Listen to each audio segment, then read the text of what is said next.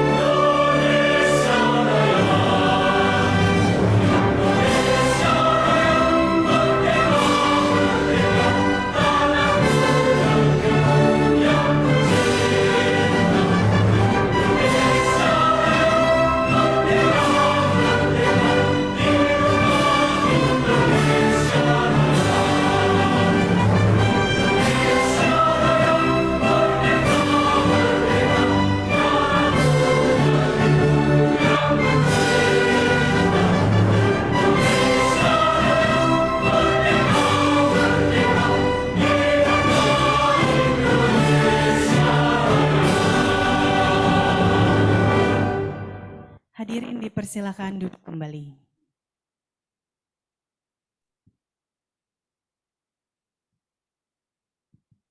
Yang terhormat Bupati Tasikmalaya Bapak Ade Sugianto. Yang terhormat Bupati Lampung Timur Bapak M. Dawam Raharjo. Yang terhormat Bapak Bupati Tuban Bapak Aditya Halindra Fariski. Yang kami hormati Direktur Eksekutif Apkasi Bapak Sarman Simanjorang MSI. Yang kami hormati Dewan Pengurus dan anggota Apkasi. Yang kami hormati Asisten Deputi Transportasi Digital Pelayanan Publik Kementerian Pan-RB Bapak Dr. Anders Yanuar Ahmad MPA. Yang kami hormati Bapak Andrew Rian Sinaga selaku Managing Director Cartens Teknologi Indonesia, dan Bapak dan Ibu hadirin sekalian yang berbahagia. Assalamualaikum warahmatullahi wabarakatuh. Waalaikumsalam warahmatullahi wabarakatuh. Selamat pagi dan salam sejahtera bagi kita semua. Alhamdulillah kita pagi ini berkumpul bersama dalam acara sosialisasi digitalisasi Mall Pelayanan Publik bagi pemerintah daerah. Sesuai dengan arahan Menteri Pendayagunaan Aparatur Negara dan Reformasi Birokrasi, bahwa saat ini pemerintah daerah dituntut untuk memberikan pelayanan yang prima terintegrasi melalui digitalisasi pelayanan publik pada saat rakor antara Apkasi dengan Kemenpan RB beberapa waktu yang lalu. Dan menindaklanjuti arahan Menteri Pan RB, Apkasi bersama PT Cartens, sebuah perusahaan berbasis teknologi informasi, telah mengembangkan platform digital CityGov untuk digitalisasi pelayanan publik yang terintegrasi bagi pemerintah daerah, yang tentunya sangat user-friendly dan customized, sehingga memudahkan pemerintah daerah mengintegrasikan seluruh pelayanan publik secara digital sesuai dengan kebutuhannya. Untuk itu, kami akan mempersilahkan untuk Direktur Eksekutif Apkasi Bapak Sarman Simanjorang untuk memberikan kata sambutannya. Untuk itu wabarakatuh. Kami persilahkan. Terima kasih Bu Tiara. Assalamualaikum warahmatullahi wabarakatuh. Salam sejahtera bagi kita semuanya. Selamat pagi, salam sehat dan semangat untuk kita semuanya. Yang kami hormati Deputi Pelayanan Publik yang dalam hal ini diwakili oleh Asisten Deputi Transformasi Digital Kemenpan RI, Bapak Yanuar Ahmad. Yang kami hormati Bapak Ibu Dewan Pengurus Apkasi yang berkesempatan hadir pada hari ini. Tadi ada Bupati Lampung Timur, Bupati Tasikmalaya, dan juga Bapak Ibu pengurus lain dan anggota yang tidak dapat kami sebutkan satu persatu. Yang kami hormati para kepala dinas, kepala OPD yang berkesempatan hadir mengikuti acara ini, teman-teman Sekretariat Apkasi, Bapak Ibu dan hadirin yang berbahagia. Izinkan saya membacakan sambutan Ketua Umum yang seyogyanya beliau akan membacakan sendiri, tadi sudah dijadwalkan, tapi ada acara mendadak yang tidak bisa ditinggalkan, dan Ketua Umum memberikan mandat kepada saya untuk membacakan sambutan beliau.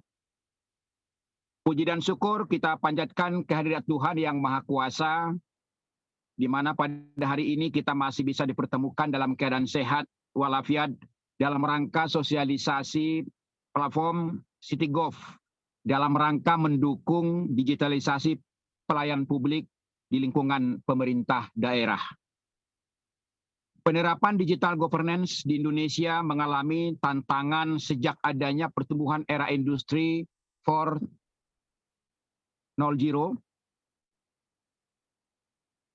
Saat ini perkembangan teknologi berkembang begitu pesat dan tidak bisa terbendung lagi.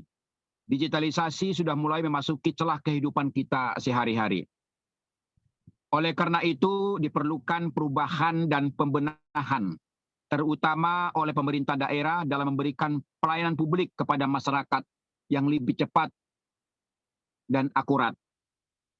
Dengan pelayanan publik yang berbentuk digital, maka proses dan tata kelola pemerintahan menjadi lebih strategis dalam upaya mencapai good governance. Dengan penerapan e-governance, pemerintah diharapkan dapat memberikan pelayanan berbasis teknologi informasi sehingga layanan akan lebih cepat, mudah dan murah dengan tetap memperhatikan transparansi dan akuntabilitas.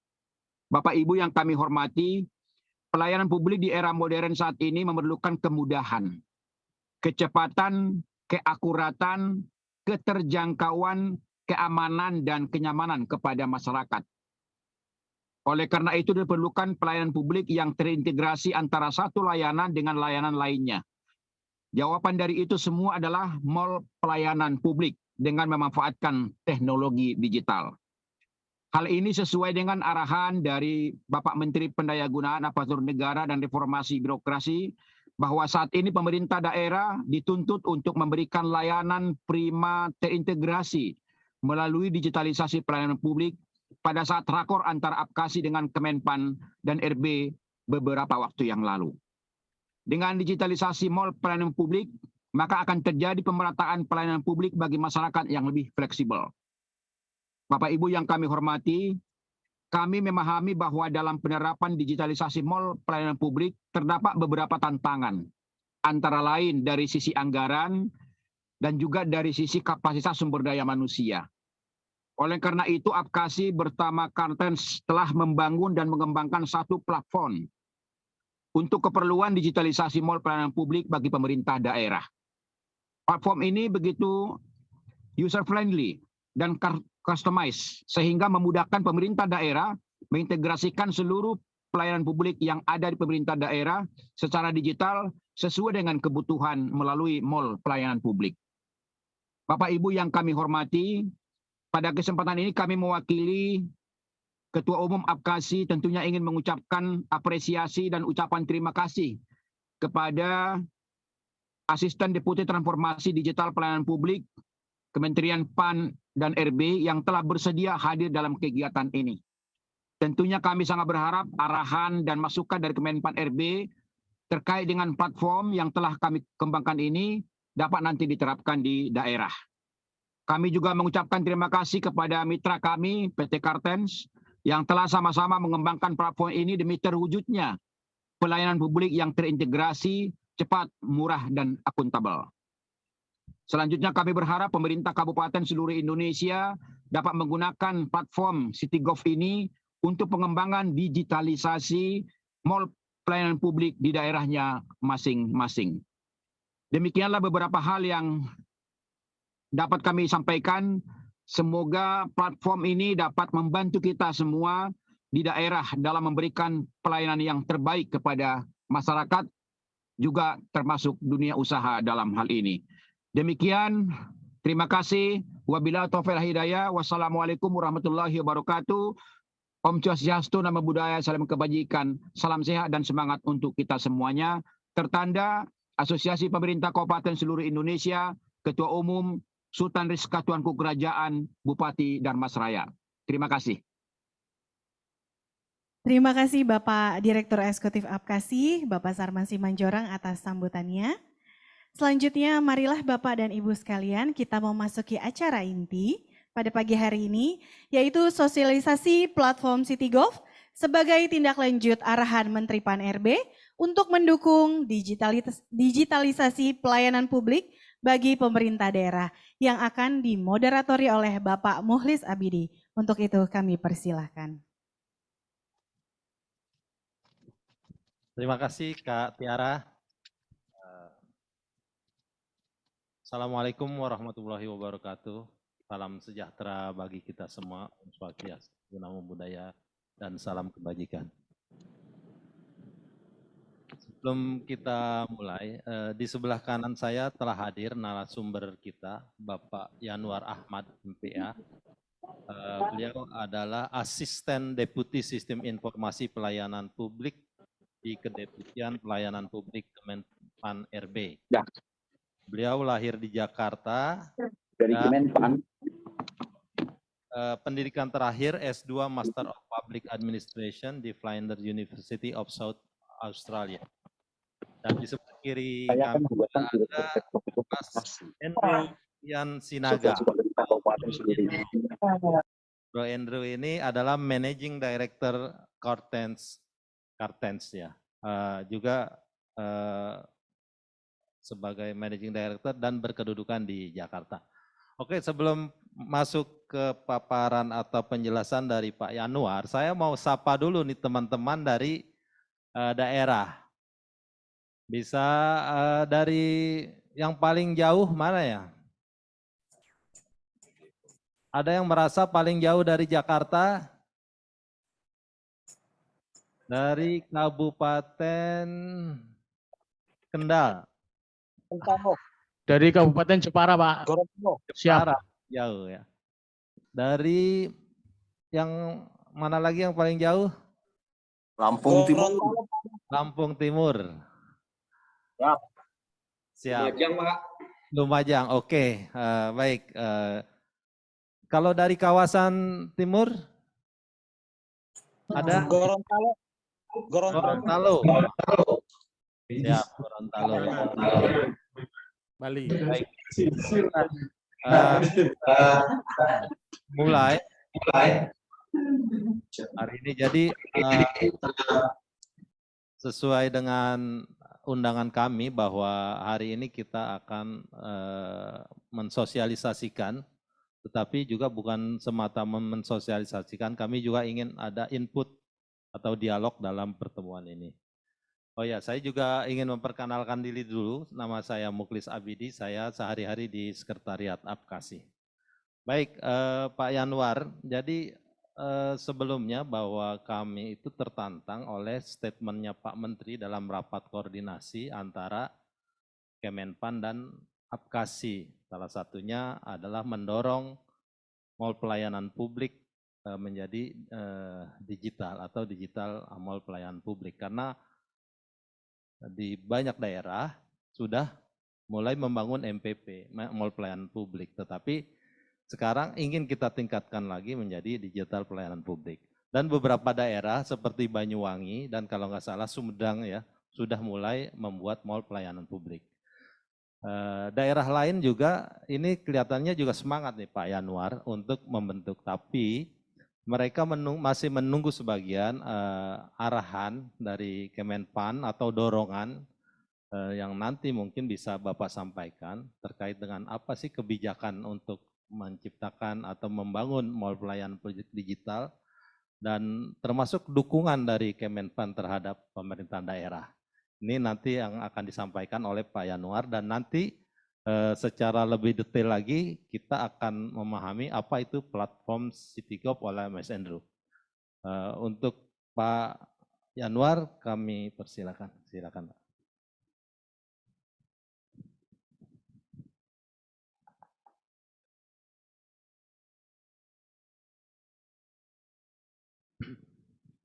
Bismillahirrahmanirrahim. Assalamualaikum warahmatullahi wabarakatuh. Selamat pagi, salam sejahtera untuk kita semua. Om Swastiastu, Namo Buddhaya, salam kebajikan.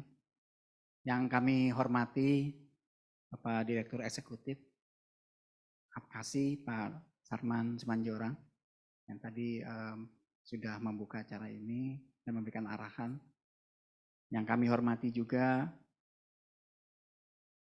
Bupati ya, yang hadir juga dalam virtual dari Tasikmalaya, Bupati Lampung Timur, dan Bupati Tuban. Juga para pengurus APKASI, pimpinan daerah yang mohon maaf tidak dapat sebutkan satu persatu. Yang kami hormati juga Pak Muklis yang menjadi moderator dan Bro Andrew katanya ya. Dari Kartens Pak ya. Ya, baik. Ya, pertama kami mengucapkan terima kasih atas kesempatan yang diberikan kepada Kementerian PAN dan RB dan sampaikan permohonan maaf dari Ibu Deputi, Ibu Profesor Diah Natalisa yang semula akan hadir dalam acara ini namun beliau harus mendampingi Pak Menteri, jadi tidak bisa dan mewakili kepada kami. Terkait dengan yang disampaikan tadi, kami mungkin mengambil judulnya transformasi digital pelayanan publik ya, supaya lebih luas begitu. Dalam kesempatan ini, seperti Bapak Ibu ketahui, kalau pemerintah biasanya regulasi dulu. Regulasinya apa sih? Nah, Bapak Ibu sebenarnya sudah mengetahui juga bahwa kalau pelayanan publik itu mengacunya pada Undang-Undang 25 tahun 2009. Jadi 9, 11, 12, kira-kira sudah 12 tahun ya, 12 tahun. Namun yang menarik Bapak Ibu dalam Undang-Undang 25 tahun 2009 itu memang ada satu hal yang disebutkan sebagai sistem informasi. Nah, sistem informasi pelayanan publik. Ya zaman itu tahun 2009 masih mengenal sistem informasi, tapi sekarang kan sudah banyak perkembangan sehingga orang banyak istilah ya, banyak istilah yang digunakan misalnya ada super apps. Nah ini juga juga tren gitu ya. Ada lagi portal ya, nanti mungkin juga terkait dengan pembahasan kita kali ini. Ya pada intinya Bapak Ibu adalah menggunakan sistem informasi merupakan satu keharusan. Jadi kalau bisa kita lihat di sini, ini bisa dibuka ya.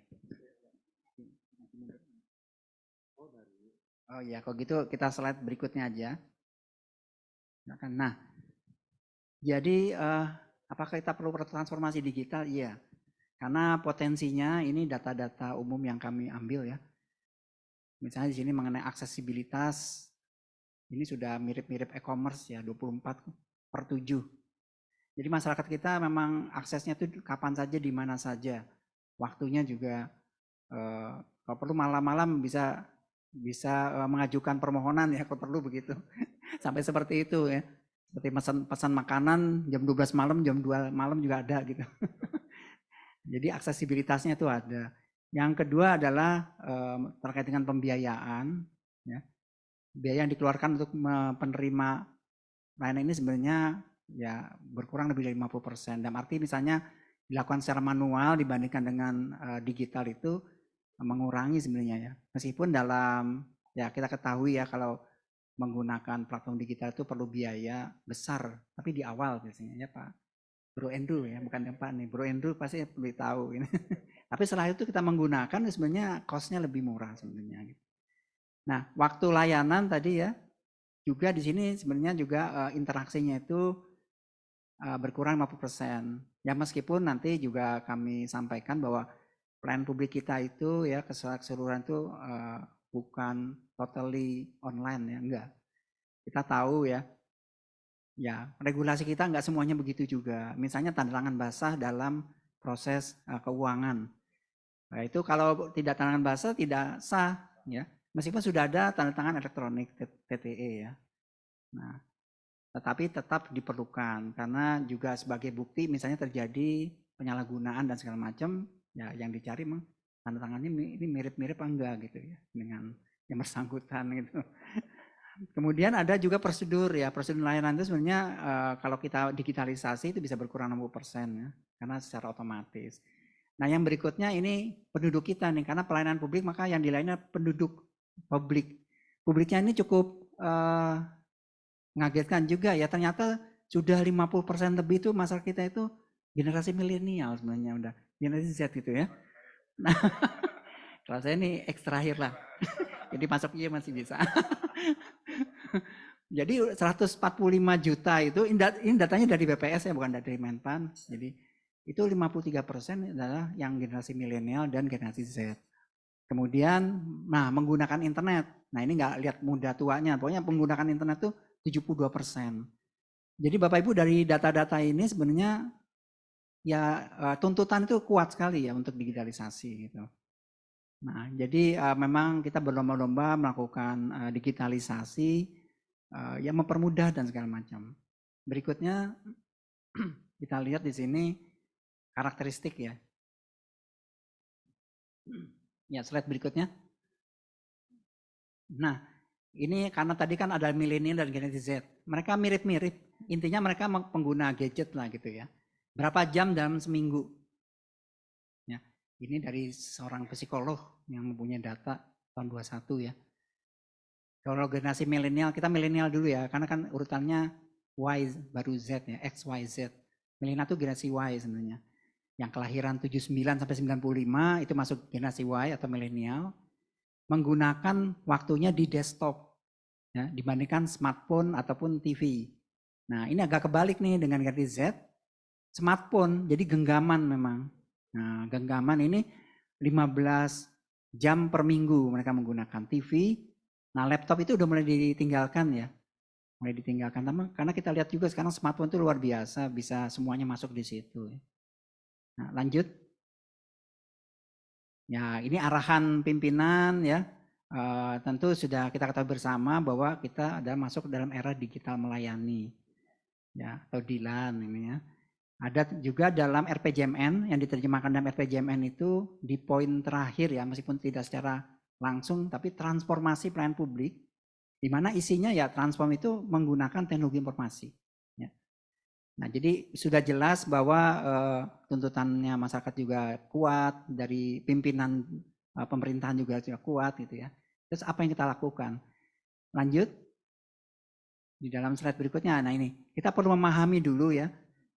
Ada digitalisasi dan transformasi digital. Ini ada perbedaan dan kaitan satu sama lain ya.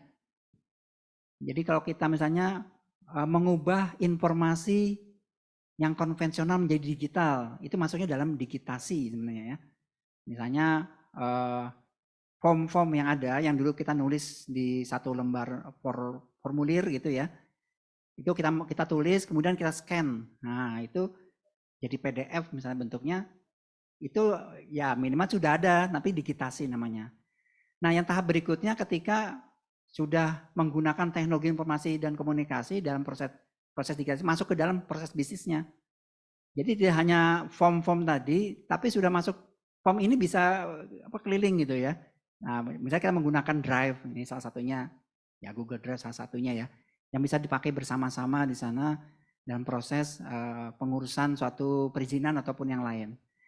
Nah, yang kita harapkan ke depan adalah transformnya sepenuhnya masuk dalam teknologi, ya. Jadi as-services. Nah, ini sudah lebih kompleks. Sehingga timbullah namanya aplikasi ya. Kalau dulu kan sistem informasi si apa gitu, pakai si itu sistem informasi. Kalau sekarang udah ditinggalkan si udah banyak. Ini ada si cantik nih, tapi ini produk lama nih berarti ini. ada sisinya gitu ya. Lanjut saja. Jadi Bapak Ibu memang ada tahapan-tahapan ya, kita tidak bisa langsung wah semuanya tiba-tiba ditransform, tapi memang ada tahapan ketika formulirnya seperti apa ya. Kemudian formulir jadi bisa masuk ke proses bisnis dan seterusnya. Nah, pelayanan publik berbasis elektronik atau kita sebut e-services, kalau Bapak Ibu pernah mengenal SPBE kemarin ya, sistem pemerintahan. Tapi di pelayanan publik itu namanya pelayanan publik berbasis elektronik atau PPBE. Nah, tapi daripada nanti kita ribut-ribut ya udah e-services lah gitu ya. Tapi sebenarnya di peraturan presiden juga itu disebutkan PPBE juga sebenarnya ya. SPBE salah satu bagian adalah PPBE ya, pelayanan publik gitu. Karena Bapak Ibu di dalam bicara sistem pemerintahan berbasis elektronik itu ada dua ya minimal. Ada yang pelayanan publik elektronik, atau lagi administrasi pemerintahan. Jadi misalnya kenaikan pangkat, ya, terus mutasi, ya, surat menyurat itu masuk di administrasi pemerintahan. Nah kalau kita berbicara pelayanan publik, ya langsung apa pelayanan perizinan, non perizinan ya, ngurus pajak misalnya, ataupun surat-surat, keterangan dan segala macam. Itu udah masuk ke ranahnya pelayanan publik. Nah, Bapak Ibu di sini yang pertama innovation ya, inovasi. Nah, dalam inovasi ini kita juga sebagai contoh ya, karena ini kan membuat orang encourage untuk melakukan suatu inovasi dengan melalui sistem informasi tadi, ya, melalui teknologi. Mungkin Bapak Ibu yang sudah juga ikut-ikut pelatihan pimpinan itu sebagian besar memang inovasinya adalah menggunakan digital. Oh ini Pak sistemnya seperti itu ya. Nah kita punya data tahun 2021 ya. Ini ada 13 inovasi yang menjadi top 99 yang memakai sistem informasi atau menggunakan memanfaatkan teknologi informasi. Contohnya sistem informasi penelitian hukum dan HAM. Menkumham itu SIP masih pakai C ya. SIP Hukam gitu ya. Kemudian BPOM mobile. Nah, BPOM mobile. Kemudian ada juga nih Provinsi Riau ya. Sistem informasi jabatan. Ya, ini masuk dalam inovasi kita ya. Inovasi. Ada juga program pendataan rumah tidak layak huni dari Kabupaten Gresik ya. Kemudian Payakumbuh. Nah, Puskesmas terpadu. Nah, ini contoh-contoh yang sudah ada. Jadi Bapak Ibu kami di dalam data penyelenggaraan sistem elektronik itu ada sekitar 3.086 layanan yang sudah menerapkan e-services. Menerapkan ya setidaknya menggunakan teknologi informasi dalam digitasi setidaknya itu ya. 3.086 layanan. Ini data dari Kemenkominfo ini. Ya. Ya. Lanjut. Ya. Apa ya yang menjadi pendukung penerapan e-services? Ada faktor eksternal dan internal. Bagian tadi sudah kita ketahui ya ada regulasinya, ya kebijakan yang mewajibkan penerapan e-services, tuntutan masyarakat tadi sudah kami gambarkan, ya yang ingin cepat dan mudah. Faktor eksternalnya komitmen, faktor internalnya komitmen dari pimpinan semua ingin semuanya lebih cepat dan menggunakan TIK ya. Kemudian pengembangan tadi inovasi dan replikasi di bidang IT. Lanjut. Contoh-contoh dari penerapan e-services Bapak Ibu, sebagai contoh di sini misalnya kalau di dalam SPBE kita kenal ada aplikasi khusus dan aplikasi umum ya. Artinya kalau khusus itu bisa bersifat lokal, artinya hanya di daerah itu aja gitu. Mungkin ada di salah satu daerah Bapak Ibu itu menangani misalnya mengenai kehutanan misalnya gitu ya. Yang berbeda dengan tempat lain, yang mungkin hutannya berbeda lah gitu ya. Sehingga diperlukan satu aplikasi yang khusus, maka itu tergolong dalam aplikasi khusus atau lokal. Nah, contohnya di sini Kota Batam ya, ada Dinas Dukcapilnya itu dengan bisa ya, pakai bisa mereka. Ada juga Peduli Lindungi di Kementerian Kesehatan. Ini kementerian kita udah menggunakan nih. Itu memang khusus, tidak ada yang lain gitu ya, khusus dan di bidangnya bidang kesehatan. Ada lagi pajak ya, DJP online. Nah, ini pajak-pajak yang terpusat ya, pajak-pajak terpusat ya, karena pajak itu ada dua macam. Kemudian yang nasional, nah ini misalnya informasi pelayanan publik. Nah di Menpan-nya ada nih, informasi pelayanan publik SIPPN kita sebut ya. Kemudian ada lapor untuk pengaduan ya. Dan kebetulan SP4 lapor ini sudah menjadi aplikasi umum ya, karena sudah teruji ya untuk itu. Nah, kemudian satu lagi, nah ini Bapak Ibu pasti kenal nih, OSS, Kementerian Investasi dan BKPM ya, Koordinasi Penanaman Modal ya. Ya lanjut.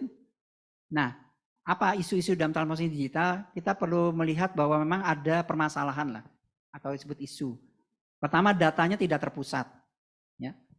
Yang kedua, proses bisnisnya tidak standar karena dibangun masing-masing ya, karena saking semangatnya, jadi bangun, ternyata proses bisnisnya tidak terstandar.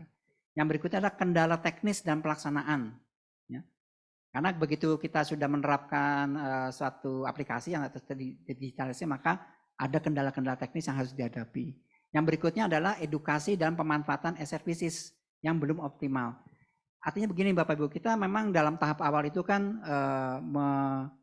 mengumpulkan, mengenerate data.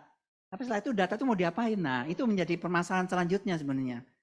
Nah, data yang tidak standar proses bisnisnya, yang tidak terpusat, yang terkendala teknis karena masalah teknis, ya kompatibilitas dan segala macam, itu nanti kita tidak bisa memanfaatkan datanya maksimal. Karena data itu akan dimanfaatkan dalam kebijakan kalau kita regulasinya. Bagaimana kita bisa merubah suatu proses perizinan kalau kita nggak punya datanya? Datanya dari mana nih? Kalau kita biasanya kan pakai datanya, data surveinya ini. Sekarang udah pakai data yang benar-benar real, ada gitu. Ya. Dari informasi yang ada, oh ternyata kalau ngurus perizinan di daerah ini beda dengan daerah itu. Berarti kita punya data. Oh itu adalah permasalahan di dalam teknologinya. Teknologinya menggunakan ini, yang ini menggunakan ini. Nah, jadi tidak nyatu datanya. Makanya kita perlu datanya itu nanti digunakan untuk dampaknya pada kebijakan.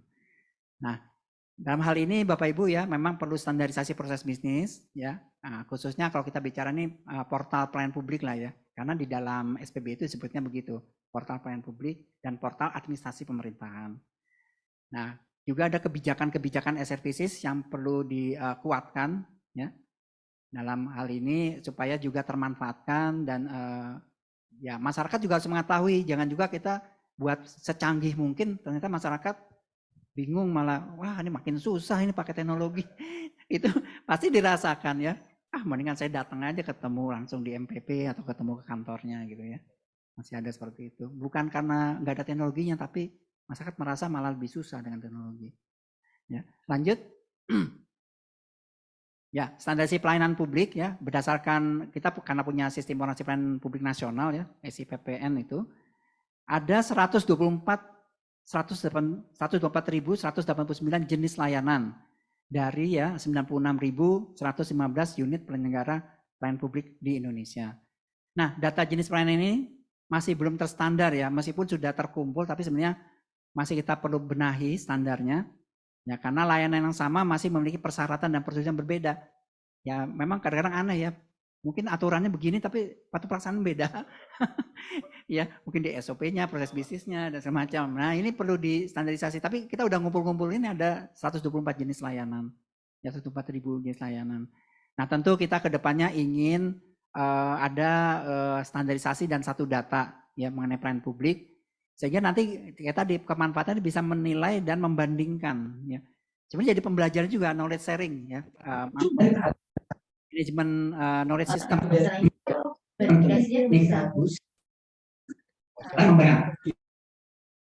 Ya, Bapak Ibu, jadi di sini intinya kita memang melayani publik itu kan harus bisa menyatu ya, terintegrasi. Nah, itu yang kita inginkan.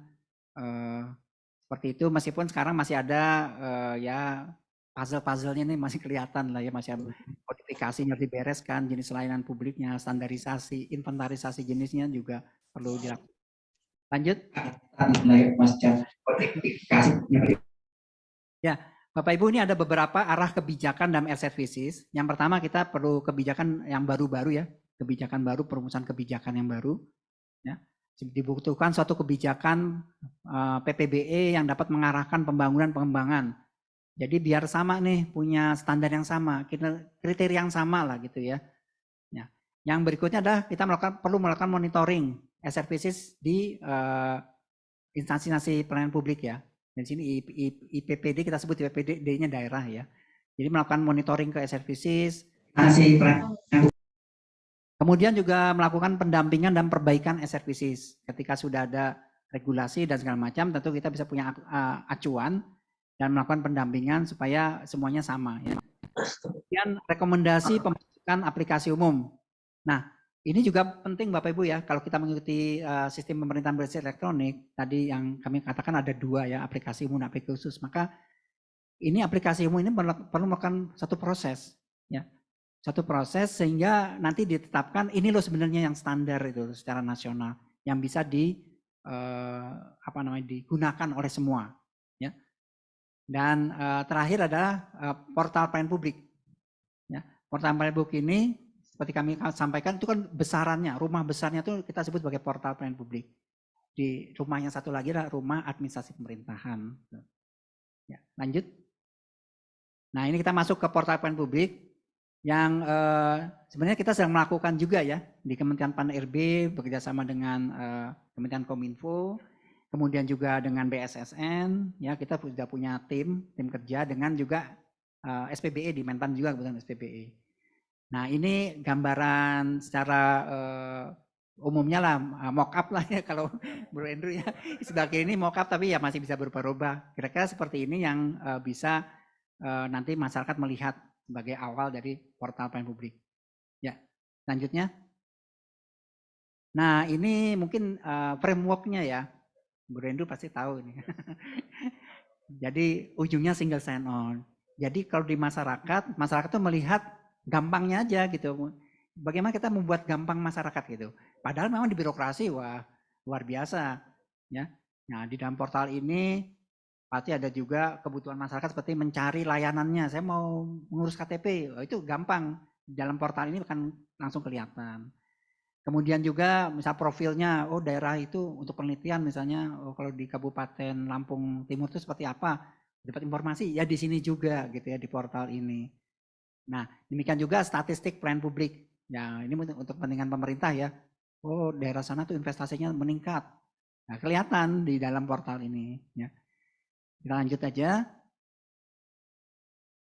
Ya, tadi kami katakan bahwa pelayanan publik itu ada yang sifatnya memang di online, kan ada juga offline. Harus diakui tetap ada. Bedanya kalau sekarang itu mungkin masih banyak offline, ke depan itu lebih banyak online lah gitu.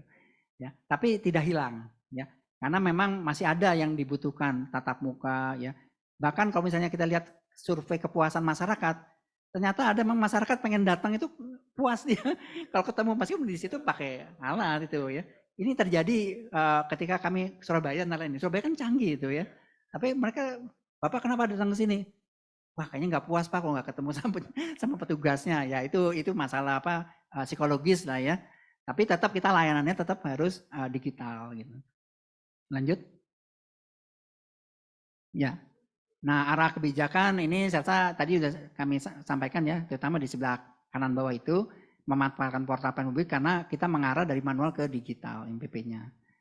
Lanjut saja. Ya, digitalisasi latar belakangnya ini masuk ke MPP ya, karena salah satunya tadi juga disebutkan dalam arahan awal dari Pak Direktur Eksekutif ya, dengan Pak Ketua Umum. Bahwa memang MPP ini salah satu bentuk yang diinisiasi oleh Menpan dan kita melihat di sini ada ketimpangan dalam penerapan teknologi, kemudian memantau kinerja ya, kinerja dari MPP itu secara real time juga sulit nih sekarang. Kemudian aplikasi yang sudah dibangun ya, proses fiturnya berbeda-beda itu menjadi latar belakang kenapa harus digitalisasi MPP ini ya. Oke, kita lanjut aja.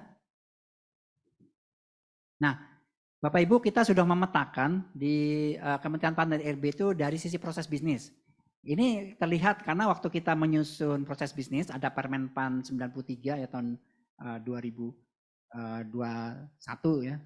Itu ada pemetaan. Jadi ada yang manual, ada semi digital dan ada digital. Kita memahami kondisi masyarakat kita, ada yang masih memang manual keseluruhnya. Misalnya keterbatasan infrastruktur di satu daerah. Ya nggak apa-apa, yang penting ada MPP-nya, MPP manual gitu istilahnya ya. Meskipun dalam kenyataannya Bapak Ibu, karena ini diawaki oleh teman-teman DPMP TSP, di mana DPMP adalah OSS, maka ya pasti ada MPP ya pasti digital. Cuma bukan manual gitu. Maksudnya mungkin masuk ke semi digital ataupun digitalized ya. Nah, yang paling banyak emang di tengah ini semi digital, masih ada campuran antara manual dengan digital. Nah, ke depan yang MPP digital ini adalah fully digitalized.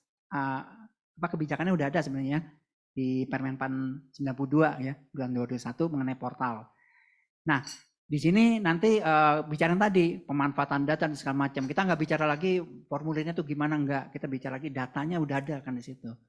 Nah, jadi ini pembagiannya kurang lebih ya.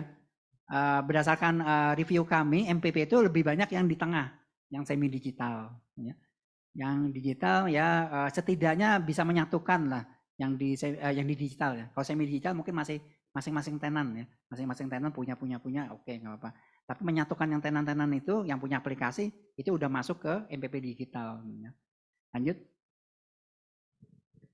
Ya, ini kita bekerjasama ya dalam membangun portal pelayanan publik itu ada Deputi Pelayanan Publik di Menpannya ada 2, satu lagi Deputi Kelembagaan Tata Laksana yang mengawal SPBE, kemudian di Kominfo itu di Dirjen Aptika karena Aptika ini menangani government ya, electronic government-nya. Kemudian ada penyelenggaraan yaitu instansi pusat dan daerah. Ya, lanjut. Ya, ternyata sudah. Bapak Ibu, demikian dari kami. Mohon maaf kurang lebihnya. Nanti dalam diskusi mungkin kita bisa lebih banyak. Terima kasih. Wassalamualaikum warahmatullahi wabarakatuh. Waalaikumsalam. Terima kasih Pak Yanuar. Kita beri aplaus dulu ya.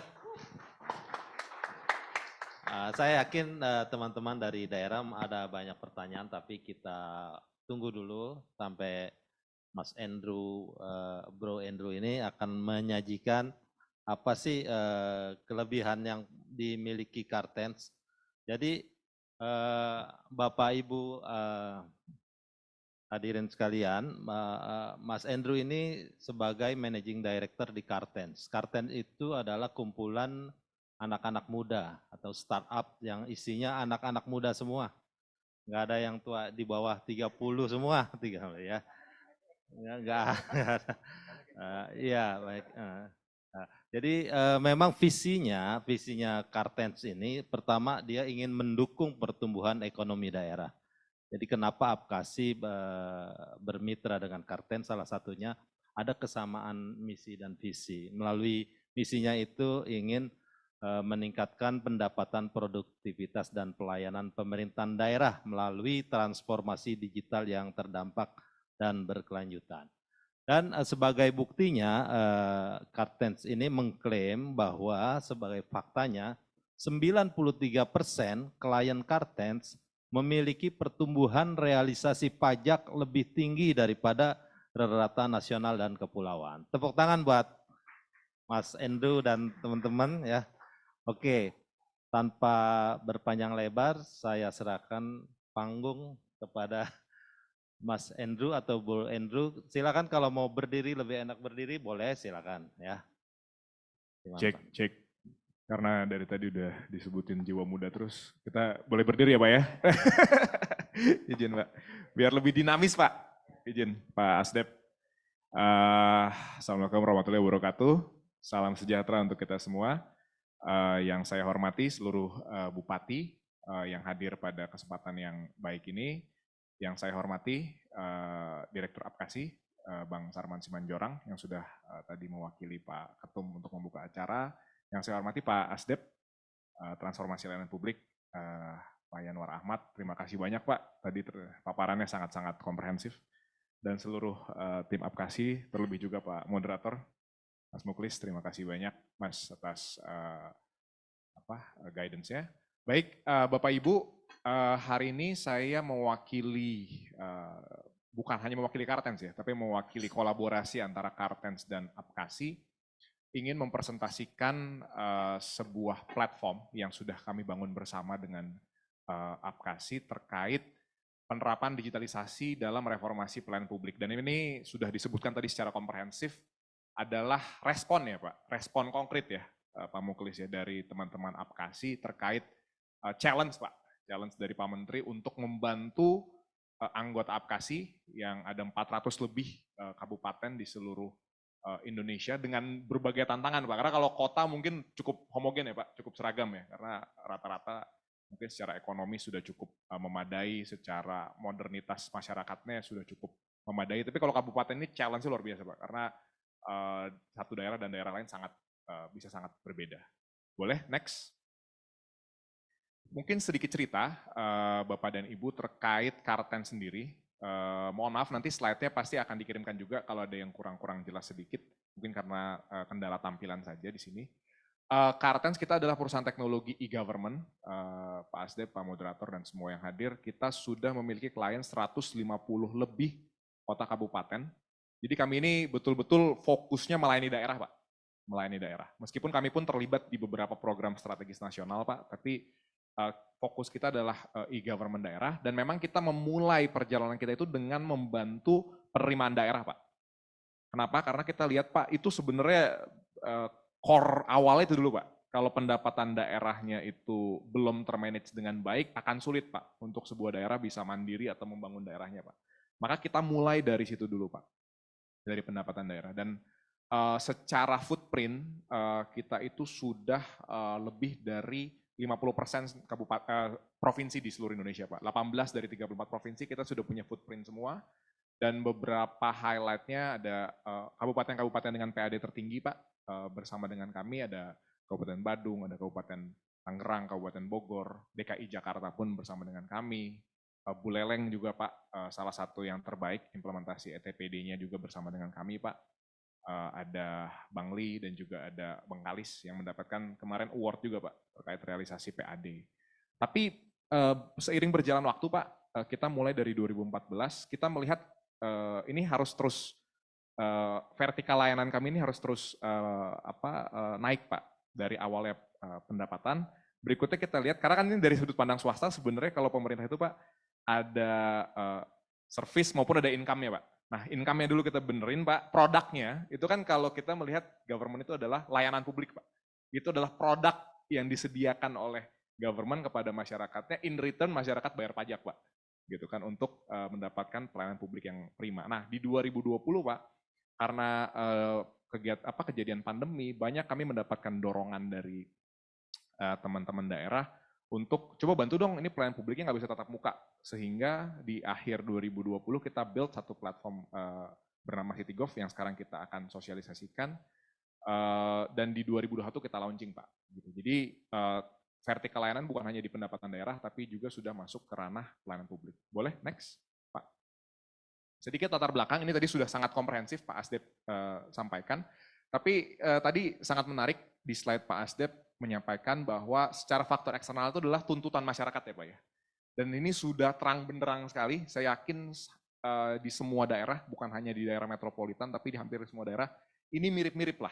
Ekspektasi masyarakat itu meningkatnya luar biasa. Dari layanan perbankan yang dulu Pak, kita harus ke kantor cabang Pak.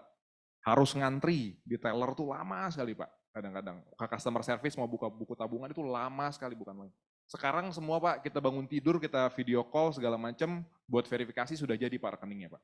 Gitu loh. Bahkan sekarang tingkat kunjungan ke kantor cabang bank itu sudah menurun sangat drastis Pak. Sangat drastis. Bahkan seperti yang kita lihat Pak, ada bank, saya sebut merek ya, karena biar kebayang, ada Bank Jago Pak, yang market cap-nya ratusan triliun, mereka kantor cabangnya sangat minim Pak. Mungkin di satu kota atau kabupaten itu hanya satu saja Pak.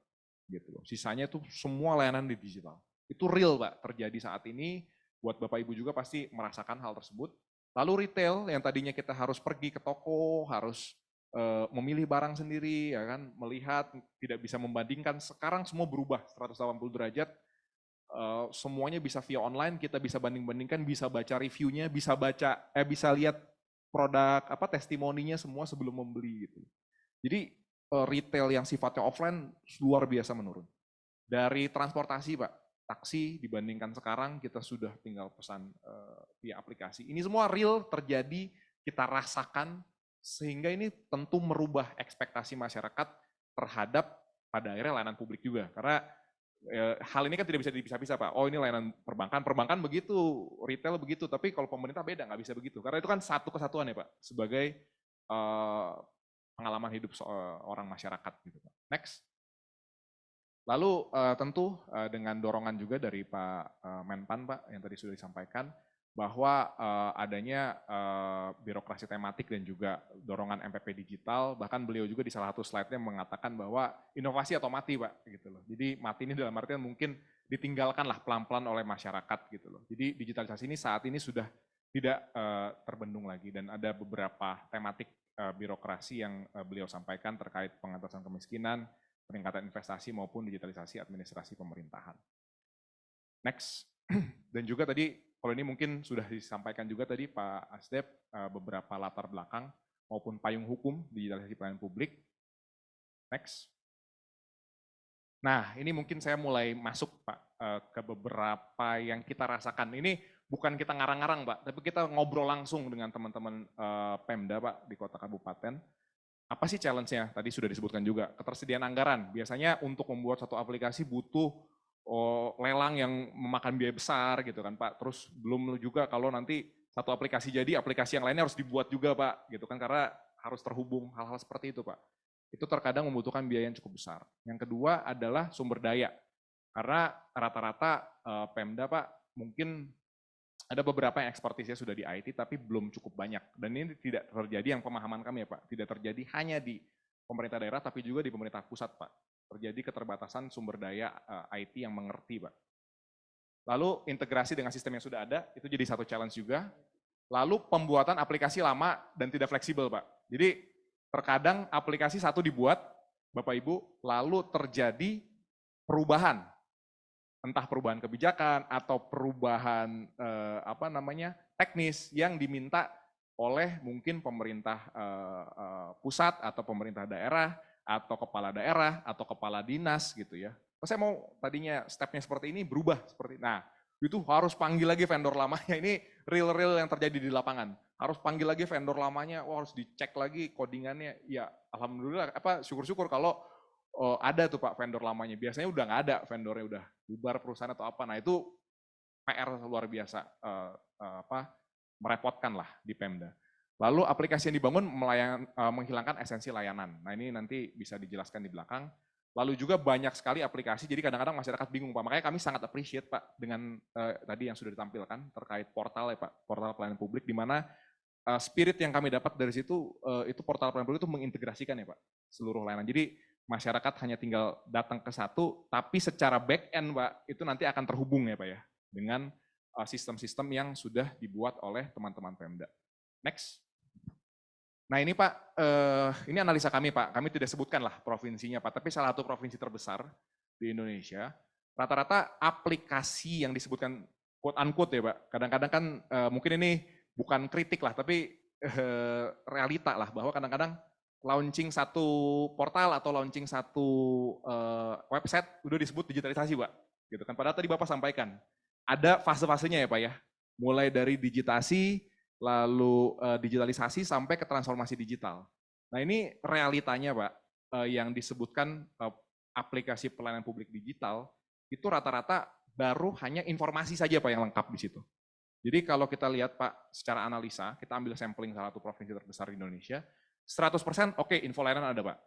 90% ini mungkin kalau nggak salah sampelnya kita analisis sekitar 124 aplikasi Pak.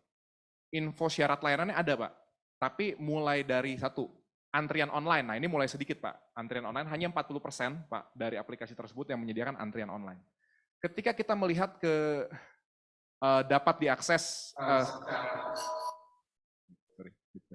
dapat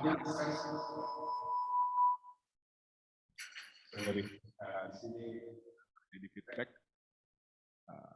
Oke, ketika kita bisa melihat, apakah boleh tolong di full screen saja slide-nya Pak?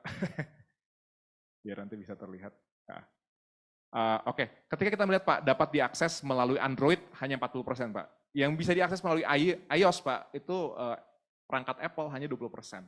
Gitu loh Pak. Dan rata-rata Pak, bahkan yang menyediakan interaksi dua arah Pak. Kadang-kadang kan masyarakat perlu Pak ya, untuk bertanya, untuk verifikasi, untuk segala macam. Itu tidak ada sama sekali Pak. Dari seluruh aplikasi yang kami riset itu tidak ada Pak. Itu, dan rata-rata rating Android-nya cukup rendah Pak, 3,1, rata-rata rating iOS cukup rendah di 3. Jadi seperti tadi Pak Asdep sampaikan, tidak cukup hanya kita bikin satu aplikasi atau kita bikin satu website, harus dilihat keseluruhan perjalanan dari aplikasi tersebut apakah betul-betul menyediakan layanan yang prima untuk masyarakat. Next. Berikut Pak, ada beberapa tantangan, mungkin ini sangat detail gitu ya, yang ada, nanti mungkin bisa di-share juga ke teman-teman yang hadir pada hari ini. Next. Nah ini solusinya Pak yang kita coba susun bersama dengan teman-teman dari Apkasi, yaitu sebuah sistem fleksibel yang dapat diatur sendiri Pak, tanpa perlu tenaga ahli khusus, atau istilah kerennya sekarang kalau bahasa itu no-code platform Pak. Jadi tanpa coding bisa bikin layanan Pak. Bisa bikin aplikasi. Itu yang kita sediakan Pak. Dapat diakses dimanapun, siapapun tanpa menghilangkan asas dari layanan tersebut. Jadi Bapak tadi sampaikan terkait puzzle, Bapak Ibu ini pun sudah menyediakan puzzle-puzzle-nya. Jadi kalau kita lihat Bapak Ibu, sebenarnya esensi atau mungkin fondasi dari sebuah aplikasi pemerintah itu kurang lebih mirip.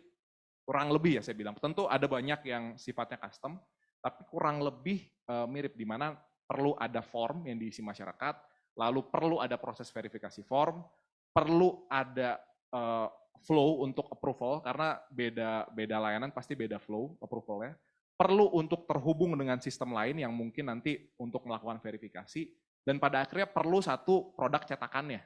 Seperti apa sih produk cetakannya, dan tentu produk cetakan ini harus terintegrasi juga dengan PTE maupun Imatrai. Nah itu puzzle-puzzle untuk membuat sebuah layanan kita sediakan dalam CityGov ini, gitu ya. Nanti detailnya ada di video. Lalu pengguna atau masyarakat bisa memilih layanan yang diminta itu dalam satu portal, ada dalam satu sistem, dalam satu aplikasi, kapanpun, dimanapun. Tadi Bapak sudah sampaikan juga terkait accessibility. Sekarang orang maunya tuh 24/7, itu jalan terus. Perkara itu nanti diprosesnya saat jam kerja, Pak, nggak apa-apa ya Pak ya masyarakat. Tapi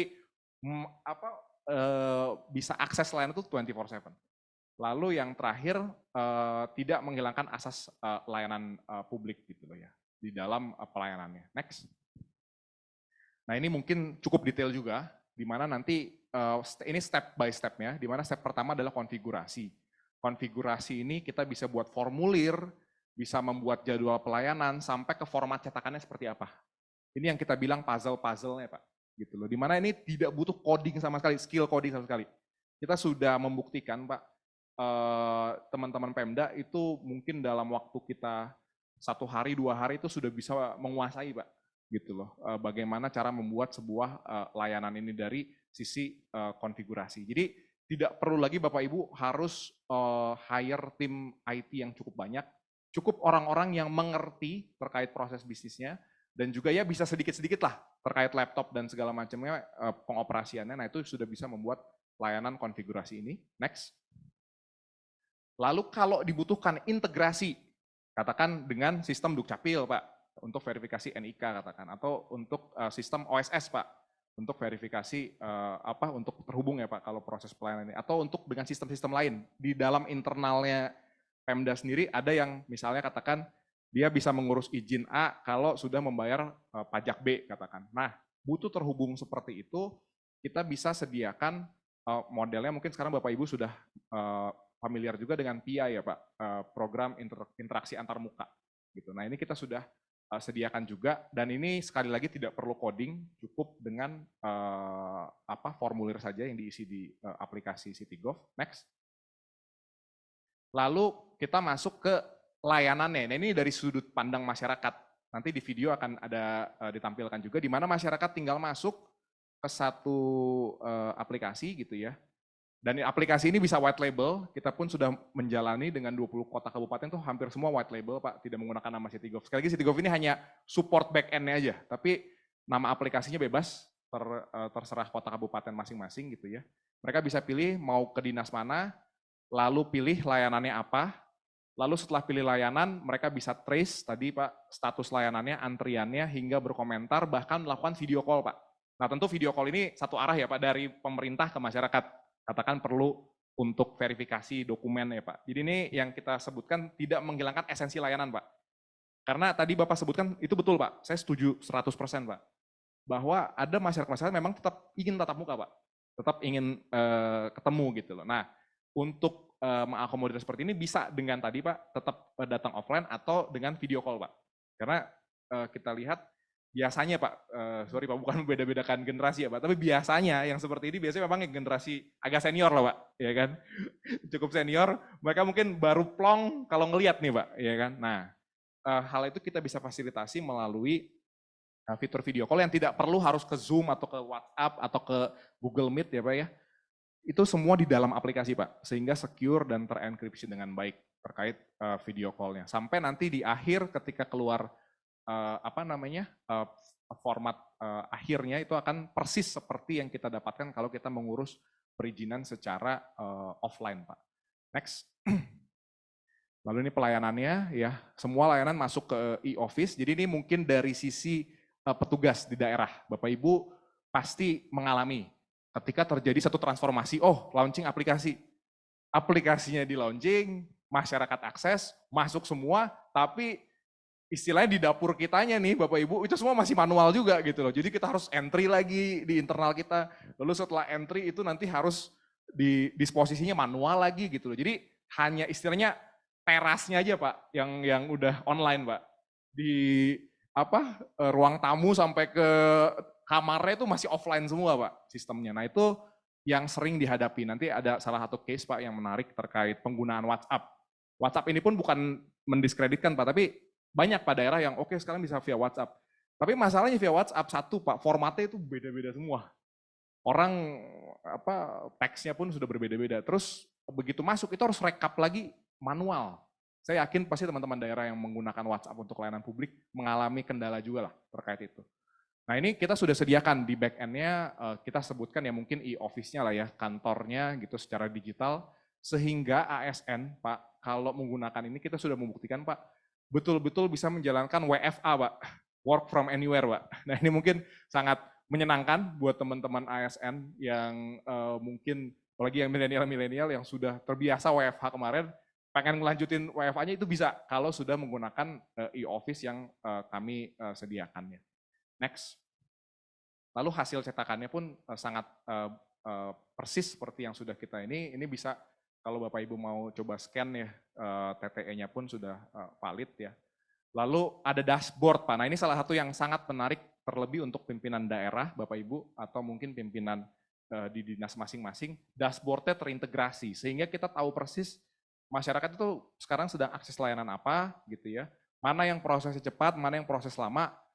Mohon maaf Bapak Ibu, bahkan sampai nanti tahu itu terhambatnya di mana. Akan instantly dia bisa tahu ketika diklik, terhambatnya di bagian A, bagian B gitu loh. Terhambatnya kenapa pun akan tahu. Dokumen yang kurang lengkapnya apa akan tahu. Sudah ada komentar apa dari masyarakat akan tahu. Jadi semua termonitor dalam satu dashboard yang bisa dipertanggungjawabkan. Inilah menjawab tadi Pak Sarman juga sudah menyampaikan yang accountable Pak. Jadi sangat accountable karena sudah terintegrasi dalam satu dashboard. Next. Nah ini sedikit portfolio terkait CityGov-nya. Sekarang sudah digunakan di mana sih? Ini ada beberapa, Bapak Ibu. Mungkin sedikit keterangan saja bahwa karena kita memang berangkatnya awal dengan Bapenda ya Bapak Ibu, kita banyak membantu pendapatan daerah, sehingga yang banyak kita implementasikan sekarang memang dengan teman-teman Bapenda, mayoritas ya, untuk membantu pelayanan publik yang terkait perpajakan. Tapi sekali lagi saya sebutkan, aplikasi ini tidak terbatas hanya perpajakan ya atau pendapatan daerah, tapi bisa diterapkan di seluruh vertikal layanan publik. Saat ini sudah diimplementasikan 20 kabupaten kota, sudah ada 6.000 lebih user aktif termasuk korporasi, maksudnya ini adalah notaris dan segala macam, menggunakan layanan PPAT online, dengan 80.000 lebih permohonan layanan sudah berjalan. Jadi Bapak Ibu, ini bukan konsep atau bukan teori-teori lagi, ini sudah real, live berjalan di banyak kota kabupaten. Next.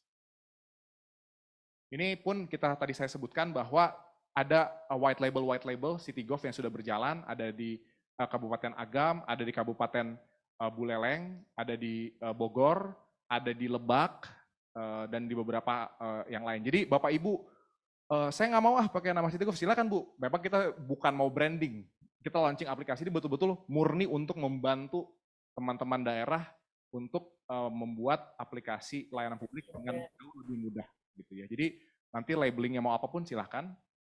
Yang kita sediakan adalah platformnya untuk membuat layanan tersebut bisa berjalan atau aplikasi tersebut bisa berjalan. Next. Nah ini mungkin kita lihat testimoni, tapi karena cukup panjang ya, Jadi mungkin teman-teman Kartens yang di belakang bisa bantu ya untuk di fast forward aja. Kalau ini ada beberapa testimoni pengguna dari Citigolf, dan juga sebelum di play saya mau sampaikan juga, ini mungkin ada perbedaan-perbedaan kualitas videonya karena kita pengen seotentik mungkin Pak. Jadi kalau kita yang bikin bagus-bagus kan mungkin nanti kelihatannya kayak udah, oh ini emang dibikin sama Kartens. Ini enggak Pak, ini murni dari mereka rekam pakai HP sendiri. Silakan boleh di play. Harapan saya Epalapa ini bisa membawa angin segar untuk pelaku pariwisata atau industri pariwisata kita, sehingga dalam rangka mendapatkan pelayanan pembayaran pajak itu bisa dibantu oleh Epalapa. Kami di Disparda Badung sangat mendukung aplikasi atau sistem inovasi yang Ibu bikin. Semoga ini bisa bermanfaat. Aplikasi Epalapa keren. Saya Imade Agus Aryawan, Kepala Dinas Penanaman Modal dan Pelayanan Terpadu 1 Kabupaten Badung, sangat mendukung inovasi yang dikembangkan oleh Ibu Putu Sutarigi dalam rangka PKA Angkatan Pertama tahun 2022 yang mengambil inovasi Epalapa. Badan dapat terus dikembangkan dan diimplementasikan sehingga memberikan Badan Pendapatan Daerah Sedana Kabupaten Badung sangat memberikan apresiasi elektronik pelayanan administrasi pajak daerah yang tujuannya memberikan kemudahan kepada masyarakat dalam mengelola pajak daerah. Selamat pagi, saya dari Badan Pendapatan Daerah Persederhanaan Kabupaten Badung. Perkenalkan, nama saya Adi, saya tim teknologi informasi di Bapenda Persederhanaan Kabupaten Badung. Saat ini ingin membuat suatu video testimoni Pak, terkait penerapan Epalapa yang merupakan rebranding dari Citigolf di Kabupaten Badung. Pemanfaatan Epalapa saat ini di Kabupaten Badung sudah berjalan di awal tahun 2022 dan saat ini sudah digunakan fasilitasnya untuk yang pertama adalah pelaporan SPTPD dan pendaftaran NPWP maupun pengecekan tagihan. Dengan Epalapa ini sangat memudahkan dari wajib pajak untuk melakukan kegiatan-kegiatan yang berkaitan dengan perpajakan, mulai dari pendaftarannya, mulai dari pelaporannya, dan pengecekan tagihannya. Untuk Epalapa sendiri yang berbasis Android, di sini kita sudah melakukan penerapan dari Epalapa itu sendiri. Di sini sudah terlihat beberapa pelayanan yang sudah dilakukan, yaitu ada lapor SPTPD, ada pendaftaran, dan sebagainya. Jadinya penerapan ini sangat bermanfaat dan sangat mempermudah dari wajib pajak itu sendiri. Dengan adanya itu diharapkan dari penerapan Epalapa ini dapat meningkatkan penerimaan pendapatan asli daerah, khususnya di sektor pajak daerah. Terima kasih. Kita sekarang pindah ke Assalamualaikum warahmatullahi wabarakatuh. Perkenalkan, nama saya Irwanda Singanegara, Sarjana Hukum, Jabatan Notaris dan PPAT di Kabupaten Tanggamus. Sehubungan dengan pelayanan proses pembuatan akta PPAT yang berhubungan dengan BPKD Kabupaten Tanggamus, kami merasa terbantu dengan adanya aplikasi Citigolf dalam pengusulan data PBB, P2, dan BPHTB, sehingga PPAT tidak perlu datang ke BPKD. Harapan kedepannya supaya lebih ditingkatkan lagi pelayanan BPHTB dan PBB P2 secara online. Saya selaku PPAT sangat mendukung dengan adanya aplikasi ini. Assalamualaikum warahmatullahi wabarakatuh. Dalam era berbasis teknologi, saya Haji Safruddin, SOSMSI, mengajak warga Kota Serang bertransformasi dalam melakukan transaksi pajak menggunakan aplikasi Isim Aji Kendor untuk memudahkan masyarakat dalam melakukan pelayanan pajak bumi dan bangunan serta pajak daerah lainnya.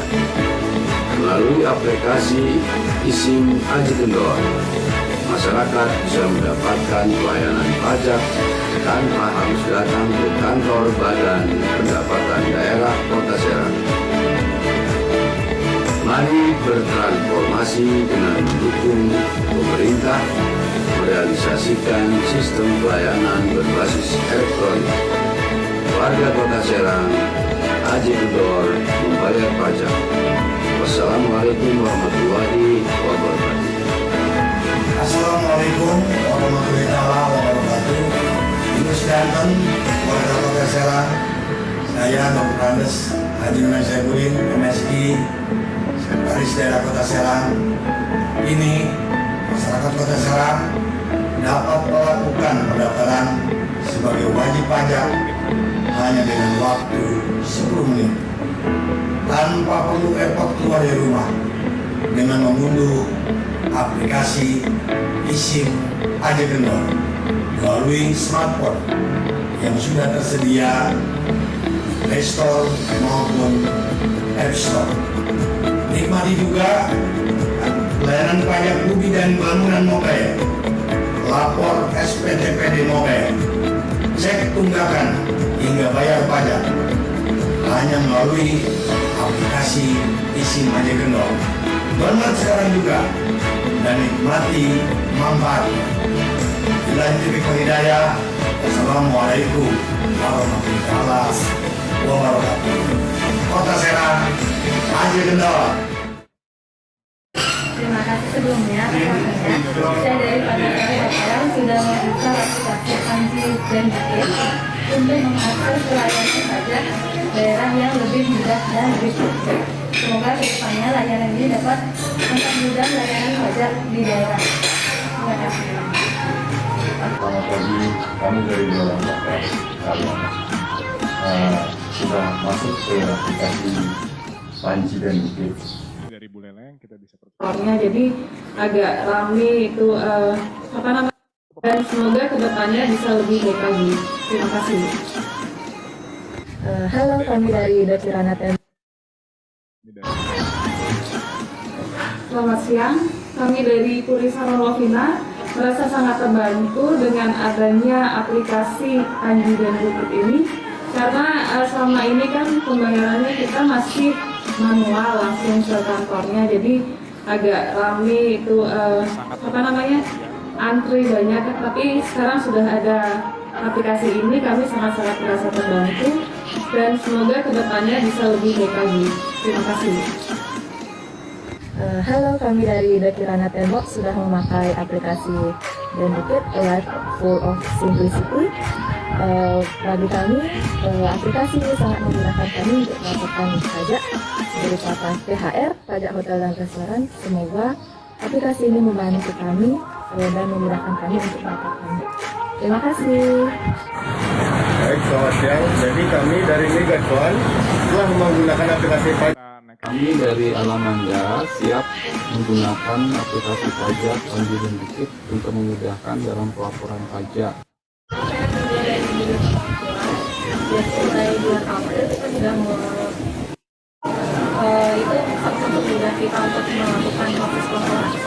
Selama ini untuk PPAT online-nya itu sudah sangat bagus, sangat simpel, bisa dari kantor. Jadi berkas yang luar biasa banyak itu Bapak Ibu nggak perlu lagi. Jadi semuanya sangat di-upload bagus dan layanan. secara video call. Dimudahkan lagi di mana kita bisa mengikuti berkas itu tanpa lagi membawa arsipnya langsung ke kantor BKD dan bisa inputnya itu di kantor saja atau kapan saja. Hai, aku Jenny dari tim Citigolf akan menceritakan sedikit perjalanan dari Citigolf yang berhasil implementasi di Kelurahan Cimapar, yaitu di Kecamatan Bogor Utara. Dari tim IT. Awalnya Citigolf melakukan requirement langsung dengan mendatangi Kelurahan Cimapar. Di beberapa hari ketika Citigolf mendatangi langsung di Kelurahan Cimapar, Ada banyak masukan dan juga ada banyak request agar pelayanan itu menjadi lebih baik lagi di publik. Dan tidak jarang Citigov itu juga berkomunikasi langsung dengan TND Bogor untuk melakukan tanda tangan elektronik digital sehingga dapat diintegrasikan antara Citigov dengan TND. Hingga pada titik ini Citigov sudah dapat digunakan dengan tanda tangan elektronik, sehingga memudahkan untuk petugas dapat menyetujui permohonan dimanapun dan kapanpun dengan menggunakan tanda tangan elektronik. Tidak hanya itu saja, Citigov juga dapat digunakan untuk komunikasi langsung antara petugas dengan masyarakat dengan adanya fitur komentar, juga ada video call. Jadi jika petugas ingin mengetahui data dengan lebih jelas dan lebih lengkap, petugas dapat langsung melakukan video call dengan masyarakatnya. Bahkan ketika permohonan tersebut sudah selesai pun, masyarakat dapat mengunduh langsung hasil cetakan dari permohonan yang ia lakukan. Jadi di Asinan Bogor itu, di bagian komentar, jika permohonannya sudah selesai, maka template cetakannya akan langsung muncul dalam bentuk PDF dan Bapak dan Ibu masyarakat bisa langsung mengunduhnya dan bisa melihatnya dan menunjukkan bahwa ini sudah sah karena memiliki tanda tangan elektronik dari TND Bogor. Baik. Berikut Pak tadi video-video testimoni. Next. Dan mungkin cerita sedikit saja karena waktunya kayak agak terbatas. Next. Nah ini beberapa success story Pak yang sudah berjalan Bapak Ibu. Kita di Klungkung melakukan implementasi ini. Tadinya kan cukup secara geografis cukup menantang Pak di Klungkung itu karena jaraknya pun ke kantor Pemda cukup jauh. Tadinya harus datang melewati berbagai medan gitu ya. Sekarang bisa pelayan publik kapanpun dimanapun. Ini sudah berjalan di Klungkung. Next. Di Kabupaten Badung untuk pendaftaran objek pajak baru sudah sepenuhnya online. Tadi sudah disampaikan juga terkait IPA-LAPA oleh Pak Kaban, Bu Kabit, dan tadi dari tim. Jadi sebelum dan sesudahnya sudah jelas. Tadinya harus datang kantor, sekarang udah bisa mengajukan aplikasi IPA-LAPA secara online. Next. Ini Bitung, nah ini yang menarik Pak. Jadi tadinya Bitung, ini salah satu yang menarik lah. Semua menarik Pak, tapi ini salah satu yang menarik. Jadi Bapak Ibu pasti ada yang tadi saya sebutkan inisiatifnya melalui WA gitu loh. Layanan publiknya melalui WA. Itu terdengarnya memudahkan Bapak Ibu, tapi ketika dijalankan itu repot sekali Pak. Karena sekali lagi begitu masuk WA data tidak terstruktur, tidak bisa dilakukan verifikasi. Kalau mau melakukan verifikasi harus tetap pada akhirnya hadir juga secara offline gitu loh. Jadi rata-rata yang kita lihat challenge-nya pada saat itu Pak Wali Kota Bitung datang juga ke ke kantor kita gitu cerita bahwa akhirnya ujungnya offline juga gitu loh. Nah ketika berpindah ke Citigov ini bisa Bapendanya betul-betul menjalankan secara online dan kalau membutuhkan tadi pertanyaan atau apa bisa melalui fitur komentar maupun video call melalui aplikasi gitu loh. Ini ada sebelum dan sudah. Nanti kita akan share juga untuk dipelajari lebih lanjut untuk oleh teman-teman yang hadir pada hari ini. Next. Ini Kota Bogor, tadi yang diceritakan oleh Mbak Jenny bahwa ini kita sudah sampling Pak di salah satu kelurahan. Kita selalu kalau launching itu biasanya sampling dulu atau pilot dulu. Nah ini di salah satu kelurahan dengan nama aplikasi Asinan Bogor, di mana masyarakat betul-betul bisa akses puluhan layanan itu semuanya via online. Dan betul Pak, tidak bisa memang sekaligus Pak, karena perlu tadi diedukasi, sosialisasi sehingga solusi dari mereka untuk Bapak Ibu juga mungkin bisa menjadi salah satu lesson learn di mana tidak langsung disosialisasikan tapi yang hadir dites dulu pakai aplikasi tersebut Pak. Jadi udah hadir ke kantor disuruh pakai aplikasi itu sehingga nanti mereka word of mouth-nya akan menyebar untuk teman-teman pada pakai aplikasi tersebut. Nah, ini salah satu case study juga di Kota Bogor. Next. Ini di Bantaeng digunakan untuk survei pendataan kemiskinan ya dengan salah satu mitra kita gitu. Jadi dari survei tindak lanjutnya apa semua itu bisa termonitor secara transparan di dalam platform ini. Next. Nah ini mungkin kalau mau lihat sebenarnya gimana sih emang barangnya gitu ya Citigov ini gitu. Daripada saya cerita panjang lebar lebih baik kita lihat ini real flow pelayanan bagaimana cara membuat cara masyarakat mengakses sampai nanti keluar produk layanan itu seperti apa ada di video ini. Boleh silakan di play.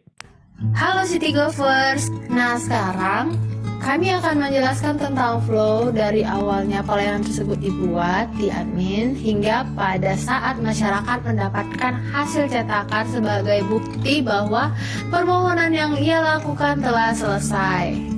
Oke, kita mulai saja. Kita buka aplikasi dari aplikasinya. Ini adalah halaman loginnya. Jika Anda sudah pernah mendaftarkan, maka Anda tinggal mengisi email Anda di kotak file yang sudah disediakan. Kemudian silakan pilih kirim OTP melalui WhatsApp ataupun email. Kemudian OTP akan dikirim ke WhatsApp. Nah, sekarang kita sudah berhasil masuk ke halaman pilih wilayah. Setelah sudah memilih wilayahnya, kemudian klik pelayanan. Nah, kita cek dulu nih layanan yang mau kita buat ini sudah pernah dibuatkan atau tidak. Seperti yang terlihat, layanan kartu keluarga hilang atau rusak belum pernah ada dibuat di halaman ini. Oke, sekarang kita next masuk sebagai admin untuk membuat pelayanan kartu keluarga hilang atau rusak. Petugas, Bapak Ibu. Setelah berhasil login sebagai admin, kita masuk ke halaman loket pelayanan, kemudian klik tombol tambah layanan. Di sini kita bisa set nama layanannya apa, kemudian approvalnya siapa, kemudian parafnya juga siapa, tanggal awal pelayanannya itu kapan hingga akhirnya itu kapan. Di sini kita bisa set formation masyarakat itu mau dibuat seperti apa dengan tipe bentukan yang bermacam-macam. Seperti jawaban singkat, angka, ataupun pilihan berganda. Selain itu juga ada centangan ataupun dalam bentuk map juga ada. Itu yang tidak bisa kalau. Nah, kita juga bisa set form ini wajib untuk diisi masyarakat atau tidak. Kemudian untuk upload filenya juga bisa diatur apakah profil ini wajib untuk diupload oleh masyarakat atau tidak. Setelah semuanya sudah terisi dengan benar, tinggal klik tombol simpan. Hingga layanan tersebut sudah berhasil untuk disimpan. Oke, next kita akan ngeset cetakannya. Nah, ini hasil output cetakannya Bapak Ibu bisa set sendiri, formatnya akan seperti. Setelah kita sudah set cetakannya, kita pastikan kembali parameter yang ada di cetakan apakah sudah benar dan sesuai dengan parameter yang berada di sebelah kanan layar web.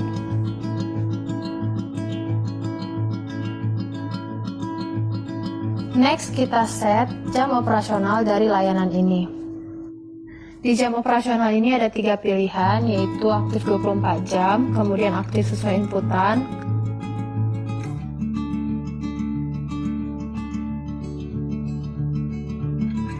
kemudian tidak ada pelayanan. Misalnya, jika aktif dalam 24 jam, maka layanan ini akan terus terbuka sepanjang hari. Jika aktif sesuai inputan, maka layanan ini akan buka dari jam awal yang sudah diset hingga jam akhir yang sudah diset. Jika diset tidak ada pelayanan, maka diartikan pada hari tertentu layanan ini libur. Jam layanan. Oke, next kita masuk sebagai masyarakat, kemudian kita cek apakah layanan yang kita buat tadi sudah masuk ke aplikasi masyarakat. Kemudian kita isi form yang disediakan dengan benar. Ketika semua form sudah terisi, silahkan klik buat permohonan hingga berhasil masuk ke detail permohonan. Kemudian kita masuk sebagai front office atau loket dari layanan ini. Oke, kita bisa cek dari menu notifikasi untuk menemukan permohonan yang tadi kita buat melalui masyarakat. Ada notifikasi permohonan baru. Loket atau front office dapat memeriksa kembali data yang diisi oleh masyarakat tersebut apakah sudah benar, lengkap, dan jelas sebelum menangani permohonan tersebut. Jika loket atau front office menemukan bahwa data dari masyarakat masih belum lengkap, maka petugas dapat melakukan komentar maupun video call. Berikut tampilan ketika loket atau front office melakukan video call ke masyarakat. Tadi saya sebutkan video call langsung dalam aplikasi sehingga secure dan enkripsi. dari masyarakat dan petugas dapat mengaktifkan kamera ataupun menonaktifkannya. Di sini juga ada fitur komentar yang bisa ditujukan untuk internal maupun ke pemohon. Jadi jika di-set bahwa komentar tersebut ke internal, maka hanya petugas saja yang dapat berkomunikasi atau melihat dari isi komentar tersebut. Namun jika di-set ke pemohon, maka komentar tersebut akan masuk ke aplikasi masyarakat, yaitu si pemohonnya langsung.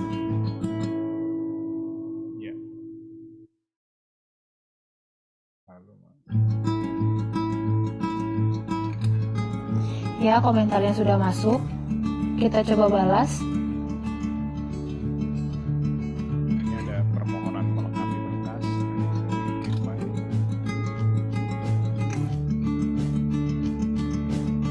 Ketika loker atau front office ingin menolak permohonan ini, silahkan klik tombol tolak, kemudian mengisi alasan penolakannya seperti apa.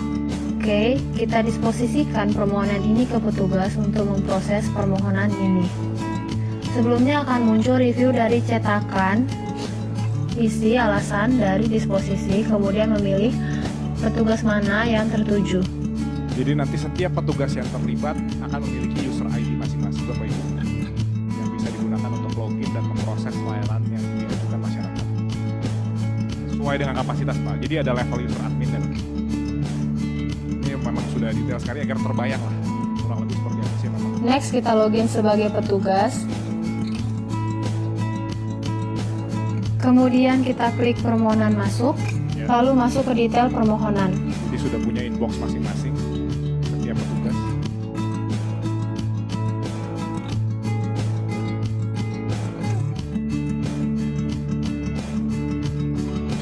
Kemudian klik paraf. Jadi bisa paraf atau tanda tangan. Setelah permohonan berhasil diparaf, kemudian kita melakukan disposisi ke approval untuk melakukan penyetujuan permohonan.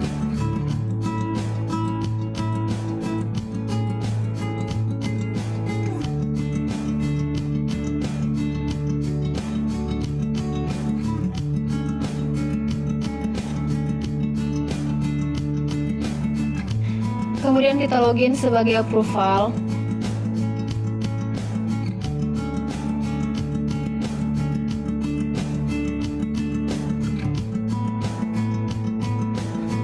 Nah, ketika sudah masuk ke detail permohonan tadi, kita periksa kembali.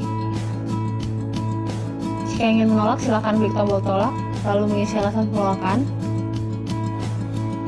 Nah, di sini kita akan menyetujui permohonan. Sebelum permohonan ini disetujui, approval bisa melihat review dari cetakan yang akan dihasilkan ketika permohonan ini sudah disetujui. Untuk alasan disetujuinya permohonan dapat diisi secara opsional. Oke, kurang lebih seperti itu Bapak Ibu. Sampai nanti di ujung akan tampil hasil akhirnya yang tadi sudah dilihat di beberapa slide saya sebelumnya. Kurang lebih seperti itu gambaran flow pelayanannya. Next. Boleh next, Pak.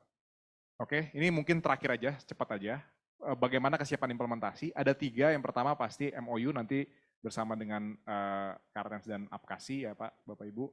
Lalu kesiapan pegawai Pemda untuk implementasi. Nah ini, dan juga sosialisasi kepada masyarakat. Nah terkait kesiapan pegawai, kita juga nanti akan melakukan bekerja sama dengan Apkasi terkait BIMTEK-nya. Next. Nah ini kalau misalnya ada yang berminat untuk mempelajari lebih jauh, nanti di BIMTEK tersebut kita akan memberikan hak akses Citigov secara gratis Bapak Ibu. Jadi Bapak Ibu nanti bisa ikut BIMTEK tapi sekaligus bonus aplikasi. Nah ini bisa kalau ada yang tertarik untuk mendaftar bisa di-scan QR code-nya di situ atau diklik di situ untuk formulir pendaftaran BIMTEK-nya. Itu aja mungkin dari saya. Bapak Ibu, Pak Asdep, Pak Moderator, mohon maaf agak panjang sedikit. Terima kasih banyak. Terima kasih Mas Andrew. Waalaikumsalam warahmatullahi wabarakatuh. Menarik sekali ya paparan dari Mas Andrew. Kita beri applause dulu buat Mas Andrew. Baik, terima kasih.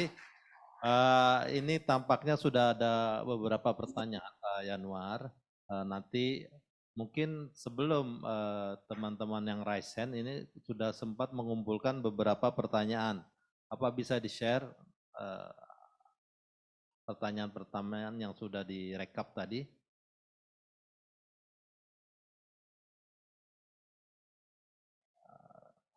Oke, sambil dipersiapkan, kita buka dulu 3 penanya. Silakan yang ingin bertanya, silakan raise hand, lalu ditujukan ke siapa pertanyaannya. Mohon pertanyaannya dapat dilakukan secara singkat dan jelas. Silakan.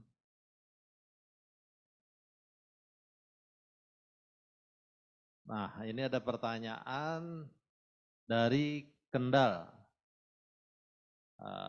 Menurut Perpres 95 tahun 2018, setiap pembangunan atau pengembangan aplikasi diwajibkan meminta pertimbangan dari Kemenpan RB. Izin bertanya, Pak, apakah platform Citigov sudah mendapatkan rekomendasi pembangunan dari Kemenpan RB? Kedua, apakah dalam pengaplikasian bisa berbagi pakai kepada pemerintah daerah yang sudah menggunakan aplikasinya?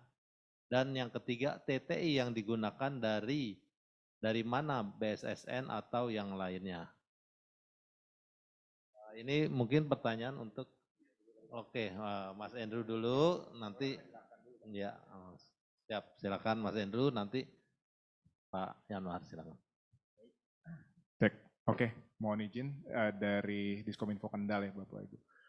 Baik Bu, Pak izin menjelaskan bahwa Citigov ini sekali lagi Pak, Bapak Ibu, ini kita back end Pak, platform, di mana nanti aplikasinya tadi sudah ada Pandan Bukit, ada Ipalapa, ada Asinan Bogor, itu semua nanti dari pemerintah daerah masing-masing Pak, yang akan melakukan pengurusan baik secara rekomendasi maupun TTE. Tadi seperti TTE yang sudah dilihat di Bogor itu dari Pemko Bogor ya Pak. Gitu. Karena penguasaan aplikasi ini ketika sudah diimplementasikan betul-betul akan menjadi milik dari kota, kabupaten atau provinsi yang menjalankan aplikasi tersebut. Tapi tentu juga kebetulan ada Pak Asdep hadir di sini juga Pak. Kalau memang bisa di endorse Pak nanti dari Kemenpan RB secara platformnya Pak. Jadi kalau secara aplikasi pasti nanti dari kota kabupaten masing-masing akan mengajukan, tapi dari secara platformnya ya harapan kita besar sih Pak. Kalau bisa nanti mendapatkan rekomendasi penerapan ini Pak dari sisi platform. Terima kasih Pak. Terima kasih Mas Heru, silakan Pak Asdep. Ya, terima kasih dari Diskominfo Kendal ya. Ya, ada beberapa pertanyaan yang terkait dengan Kemenpan. Jadi di Kemenpan RB ini Bapak Ibu mungkin juga sudah mengetahui ya bahwa seperti tadi kami sampaikan ketika berbicara sistem pemerintahan berbasis elektronik itu ada 2 hal. Yang pertama itu terkait dengan administrasi pemerintahan elektronik. Ya. Yang satu lagi adalah layanan publik elektronik. Ya. Atau kalau masuk ke portal, ya portal administrasi pemerintah dan portal pelayanan publik. Nah, terkait dengan seperti yang tadi disampaikan oleh Bro Andrew ya, mengenai platform Citigov ini, tentu kita perlu nanti mendalami lagi gitu ya. Karena ya terus terang kita belum tahu mendalam nih Bro Andrew ya. Nah, terkait dengan ini, masalah rekomendasi itu ya sebenarnya dua hal tadi ya. Kalau di SPBE-nya itu nanti dengan tim SPBE itu tidak hanya Menpan sebenarnya. Demikian juga di pelayanan publik, kita juga mempunyai partner kementerian lain ya, seperti Kominfo. Kominfo karena terkait dengan pengembangan sistem. Kemudian kalau Menpan itu lebih banyak pada proses bisnisnya. Nah, apakah misalnya Citigov ini dapat menjamin proses bisnis yang memang lebih baik ya? Kalau lebih baik dari pelayanan publik itu misalnya memudahkan aman, nyaman ya, terjangkau. Nah itu antara lain beberapa hal ya. Kemudian ada juga nanti dari aspek keamanan itu biasanya BSSN, betul BSSN yang harus juga bisa mengakses. Ini peran ini sudah dibagi di dalam Perpres 95 gitu ya. Nah, satu lagi mengenai data. Nah, data ini pertama juga ada satu data nasional ya, SDI, satu data Indonesia, itu di Bappenas ada timnya. Kemudian juga nanti data dalam arti teknologi itu di Kominfo. saat ini memang semuanya nanti data itu dimasuk di dalam pusat data nasional. Ya. Nah, pusat data nasional ini tentu dengan asesmen dari Kominfo. Nah, terkait dengan, ya ini saya rasa nomor 3 itu tentang elektronik ya, tadi udah BSSN gitu. Kalau dari kami BSSN itu yang melakukan asesnya gitu. Saya rasa itu sebagai gambarnya. Terima kasih. Baik, terima kasih Pak Yanwar. Artinya Mas Andrew, tadi dari beberapa contoh daerah yang sudah menerapkan itu, tentunya mereka sudah mengkonfirmasi atau meminta rekomendasi ke Kemenpan atau lembaga terkait, tetapi daerah langsung ya, oke. Karena ya oke, baik. Lalu ada pertanyaan lagi dari Kabupaten Gorontalo, DPM PTSP Gorontalo. Saya Zulkifli Muhammad. Mohon maaf, sebelumnya pada pemaparan yang sementara berlangsung kami menangkap bahwa ada salah satu pihak ketiga menawarkan server untuk pemerintah. Jika kami tidak salah bahwa ada regulasi tentang keamanan data, informasi bahwa layanan server pemerintah tidak bisa dipihak ketigakan. Karena di dalamnya ada data rahasia milik pemerintah dan seterusnya. Lalu ada Diskominfo Kabupaten Gorontalo, kebetulan ada Pak Asdep, saran Citigov diadopsi menjadi aplikasi umum saja sehingga kita di daerah secara seragam dapat memanfaatkan ini. Contoh kayak kanal pada lapor.go.id. Nah, yang pertanyaan yang kayaknya ini untuk dua-duanya ya. Yang pertama, yang dua-duanya mungkin oleh. Tapi tadi memang apa kita tidak menawarkan server? Enggak ada kayaknya ya. Oke, silakan Pak Yanwar, silakan Pak.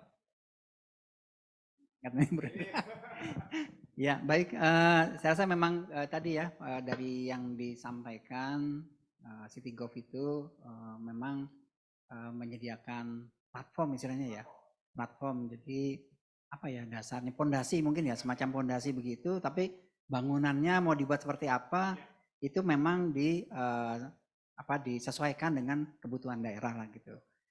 Nah oleh karena itu tadi kalau server udah langsung dijawab sama Bu Rendu, tidak itu. Betul, kebijakannya memang server ini tidak hanya berlaku pihak ketiga, tapi yang juga di dalam pemerintahan sebenarnya. Dengan adanya pusat data nasional yang memang ini kewajiban malah ya, bukan lagi hak. Maksud saya jadi Kominfo itu memang diberikan amanat untuk membangun satu pusat data nasional dan kebijakannya kan menyangkut server segala macam. Karena menurut identifikasi dari Kemenkominfo pembangunan server di masing-masing pemerintahan ini yang bukan pihak ketiga ya, di pemerintahan sendiri gitu. Di pemerintahan sendiri itu juga ada tanda kutip pembatasan ya, karena tidak langsung ini boleh atau tidak boleh, tapi Kemenkominfo termasuk Menpan sendiri ini di-assess juga mengenai server, karena kita butuh server di Menpan kan juga berkembang ya. Dalam menangani aparatur negara itu kita juga membutuhkan server yang lebih besar. Bahkan kemarin pelayanan publik itu juga membutuhkan itu. Ya, tahapannya dilakukan assessment. Ya, nanti tergantung dari pembahasan timnya ya di Kominfo dan SPB itu. Dan kalau kami di pelayanan publik, Menpan pelayanan publik ini kebetulan ya kemarin mendapatkan kesempatan masih bisa menambah kapasitas dari server itu. Itu sebagai salah satu contoh ya. Yang kedua terkait dengan aplikasi umum ya. Nah tadi mungkin agak bisa dibedakan kalau tidak salah tangkap tadi kan memang bicaranya di platform bukan di aplikasi gitu ya. Ini perkembangan teknologi memang. Teknologi ini cepat sekali ya Bapak Ibu. Tadi pakai SISI kemudian pakai EEE. Nah itu aplikasi sebenarnya itu ya. Nah sekarang kebutuhannya ada platform nih yang ditawarkan oleh Citigov ini. Nah kami rasa ini kan berbeda dengan aplikasi umum gitu ya. Nah namun ya dalam sekali lagi dalam melakukan assess, karena ini kebijakannya memang kan belum ada ya kebijakan, maksudnya bukan kita nggak punya kebijakan, tapi Citigov sebagai satu inisiasi memang harus tanda kutip diajukan visibility-nya dan segala macam. Nah, jadi Bapak Ibu, tapi kalau yang ditanya di aplikasi umum, ya tadi sih sudah ada jawabannya dari Bu Rendy bahwa aplikasinya nanti dari Pemda masing-masing kan gitu ya. Ya. Jadi seperti itu Bapak Ibu. Terima kasih. Terima kasih Pak Yanwar. Mungkin dari teman-teman dari daerah yang ingin langsung menyampaikan bisa raise hand terlebih dahulu. Oh, masih ada satu lagi. Dari Kabupaten Cilacap, apakah aplikasi yang sudah terbangun sebelumnya dan sudah berjalan bisa dikembangkan agar bisa terintegrasi langsung ke platform Citigov atau harus bangun aplikasi lagi? Nah ini Mas Hendro ya, silakan Mas Hendro. Bisa Pak, nah, langsung singkat padat tidak bisa. Karena ini sudah kita lakukan Pak di berbagai klien kita Pak. Pasti udah ada aplikasi sebelumnya. Atau enggak aplikasi yang harus diintegrasikan gitu loh. Nah ini bisa karena sudah sangat umum yang namanya migrasi aplikasi atau migrasi data, dan kebetulan sekali lagi karena kita sifatnya adalah platform, mungkin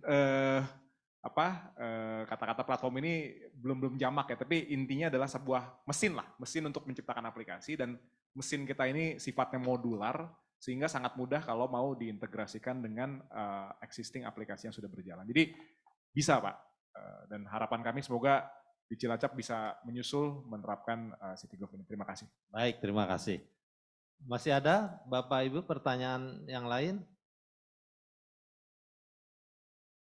Teman-teman ada pertanyaan yang masih tertulis atau yang belum dijawab? Oh tadi ada pertanyaan lagi tentang apakah bisa dipakai, apa tadi ya? Tadi dari pertanyaan yang pertama. Berulang kalau nggak salah tadi ya pakai. Yang bisa ditampilkan yang pertanyaan yang pertama tadi. Yang nomor 2 kelihatannya belum kejawab, bisa di zoom. Spotlight. Kalau di sini kelihatannya kecil. Yang pertanyaan nomor 1 tapi yang nomor 2. Pertanyaan nomor 1. Ini. Nah, apakah dalam pengaplikasian bisa berbagi pakai kepada pemerintah daerah yang sudah menggunakan aplikasinya? Baik, sekali lagi Bapak Ibu ini sangat variatif ya kepada kebijakan daerah masing-masing. Kalau secara teknisnya platform ini sangat bisa. Tadi sudah dilihat juga bahwa ketika masuk satu aplikasi bisa dia pilih kota kabupaten masing-masing. Tapi pada kenyataannya kan tentu ada daerah-daerah yang mau kolaboratif, ada juga yang maunya ya udah deh ini hidupnya di environment kabupaten saya saja gitu loh. Nah itu juga bisa Pak, itu sangat tergantung terhadap kebijakan masing-masing daerah.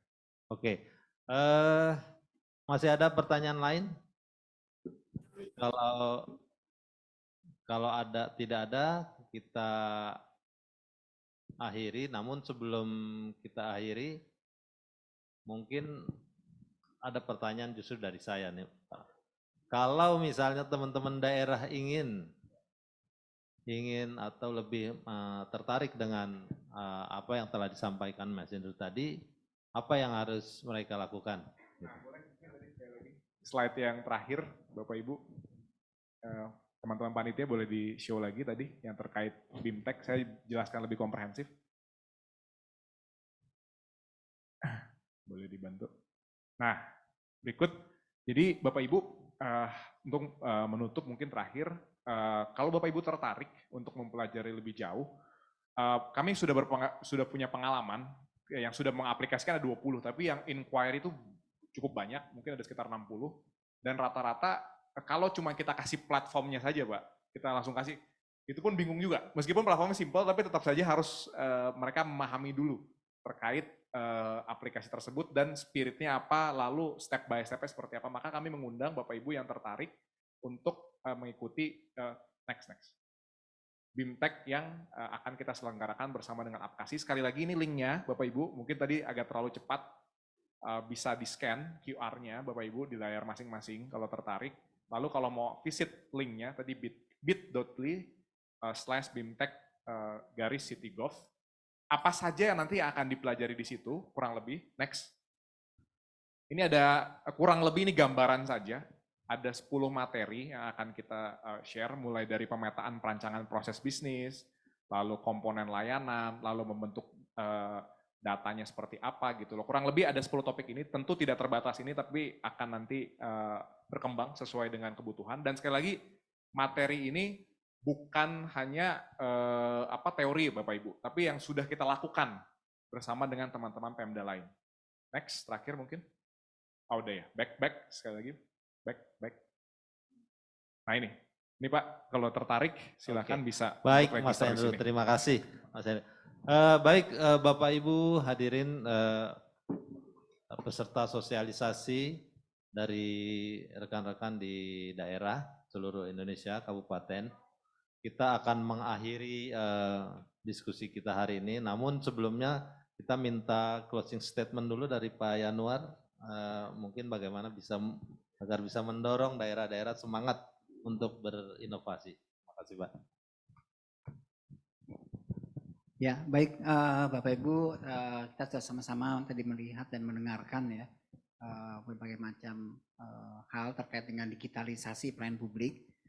Yang boleh kami sampaikan ini salah satu inisiasi ya ataupun inovasi ya menggunakan pemanfaatan teknologi informasi dan komunikasi. Bapak Ibu untuk bisa lebih melihat apakah ini sesuai dengan kebutuhan Bapak Ibu begitu ya. Kita bisa setidaknya kalau dari pemerintah pelayanan publik berbasis elektronik itu ataupun sistem pemerintah berbasis itu ada 4 hal ya yang perlu kita perhatikan. Yang pertama proses bisnis ya. Proses bisnis pelayanan yang Bapak Ibu punyai saat ini ya, yang mungkin dilakukan secara manual ataupun semi digital, itu perlu ditata dengan baik supaya nanti ketika masuk ke digitalisasinya itu sudah memudahkan ya, memudahkan dalam kalau kita bicara proses bisnis itu kan bertingkat ya. Proses bisnis yang paling rendah itu kan SOP yang Bapak Ibu lakukan. Setelah itu setiap layanan itu pasti berhubungan dengan layanan lain ya. Katakan ini secara umum ya, ketika menggunakan NIK ya, NIK itu sebagai identitas, maka identitas ini bisa dipakai yang lain. Tidak perlu lagi mengisi nama lagi, alamat lagi. Itu artinya proses bisnisnya sudah saling terhubung. Nah ini yang pertama. Yang kedua tadi mengenai datanya. Datanya itu yang jadi penting adalah nanti datanya itu bisa dibaca oleh yang lain. Ya. Jadi jangan sampai juga kita buat sudah ngumpulin data yang banyak tetapi tidak bisa digunakan. Ya. Yang ketiga adalah masalah teknologi. Nah teknologi tadi mungkin lebih banyak ke masalah seperti kita bicara platform, aplikasi, aplikasi maupun yang lain ya. Nah ini juga pertanyaan tadi dari Bapak Ibu juga bagaimana yang sudah ada saat ini itu masuk dalam tataran teknologi ya. Ketika proses bisnisnya udah beres maksud saya gitu. Jadi teknologi itu menggunakan juga harus disesuaikan dengan kebutuhan gitu. Dan yang keempat tidak kalah pentingnya keamanan ya. Keamanan ini ya acuannya kalau di pemerintah itu di BSSN ya. Bahkan Bapak Ibu seperti tadi kami punya lapor.go.id yang sudah aplikasi umum itu sudah 2 kali diaudit keamanannya. Dan ya alhamdulillah sampai saat ini ya masih aman-aman aja gitu. Karena memang kalau tidak aman auditnya ya udah mental itu bukan jadi aplikasi umum langsung downgrade. Mungkin ada aplikasi pengaduan lain yang bisa menggantikan. Jadi seperti itu sebenarnya. Kompetisinya seperti itu Bapak Ibu. Yang tujuannya adalah memudahkan masyarakat. Demikian dari kami. Baik, terima kasih Pak. Jadi kalau menurut pengamatan Bapak kira-kira Citigov ini gimana? Sudah masuk ke kriteria 4 itu apa belum? Ya tentu nanti Pak kita perlu ya. Tidak harus dijawab ya, sekarang. Tidak harus dijawab sekarang karena juga aspek yang lain harus kita ikutkan di sini. Baik. Oke, dari Mas Andrew ada masih closing statement? Baik, baik. Terima kasih sekali lagi. Mungkin konkretnya aja Pak, kalau ada yang tertarik. Tadi soalnya ada yang nanya juga biayanya berapa. Bapak Ibu tidak perlu khawatir dulu masalah biaya karena tadi sudah lihat di yang BIMTEK itu. Ikut aja dulu Bapak Ibu. Nanti di situ kita berikan hak akses Citigov secara gratis Bapak Ibu. Jadi ikut BIMTEK-nya bonus. Ikut BIMTEK bonus aplikasi. Okay. Kurang lebih seperti itulah. Silakan. Terima kasih. Terima kasih. Kita beri aplaus untuk kedua narasumber kita yang luar biasa ini. Akhirnya saya sebagai moderator mohon maaf jika ada hal-hal yang saya sampaikan kurang berkenan dari Bapak Ibu, baik narasumber maupun peserta. Dan kami akhiri. Wassalamualaikum warahmatullahi wabarakatuh. Acara kami kembalikan kepada Kak Tiara. Waalaikumsalam warahmatullahi wabarakatuh. Terima kasih Pak Muklis Abidi sebagai moderator pada siang hari ini dan pada kedua narasumber yang hari ini telah memberikan informasi kepada Bapak Ibu hadirin sekalian. Sebelum itu kami ingin mengingatkan kepada Bapak Ibu hadirin sekalian, apabila ingin mendapatkan materi paparan dari para narasumber, Bapak Ibu cukup untuk mengklik kolom chat yang ada di aplikasi Zoom, lalu di situ akan ada daftar untuk absensi. Jadi Bapak dan Ibu wajib untuk mengisi absensi, lalu akan mendapatkan materi para narasumber hari ini. Baik, setelah ini kita akan sama-sama untuk menyaksikan penyerahan cenderamata untuk Bapak Yanuar Ahmad, Asisten Deputi Transportasi Digital Pelayanan Publik, yang akan diserahkan oleh Bapak Saifuddin Haidir selaku Kadif Program Apkasi.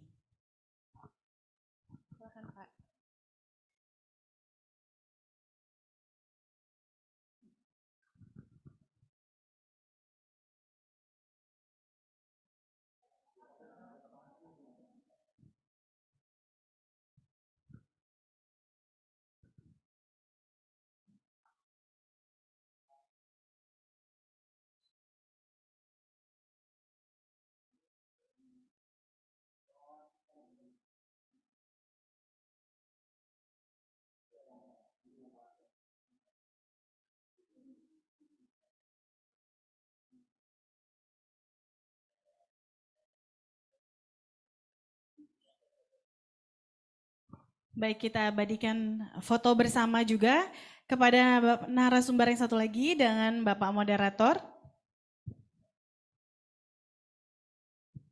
Ya, kita foto bersama ya Pak, silakan. Foto bersama-sama.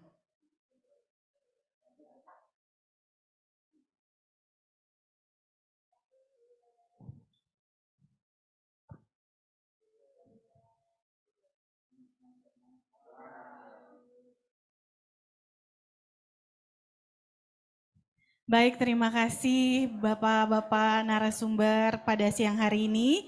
Dan kami ucapkan juga terima kasih kepada Bapak dan Ibu, para peserta yang sudah menyempatkan waktunya untuk hadir langsung pada Zoom pada siang hari ini. Dalam acara sosialisasi platform CityGov sebagai tindak lanjut arahan Menteri Pan-RB untuk mendukung digitalisasi pelayanan publik bagi pemerintah daerah. Untuk itu berakhir sudah acara siang pada siang hari ini. Saya Tiara Purnamasari beserta panitia yang bertugas mohon undur diri. Wassalamualaikum warahmatullahi wabarakatuh.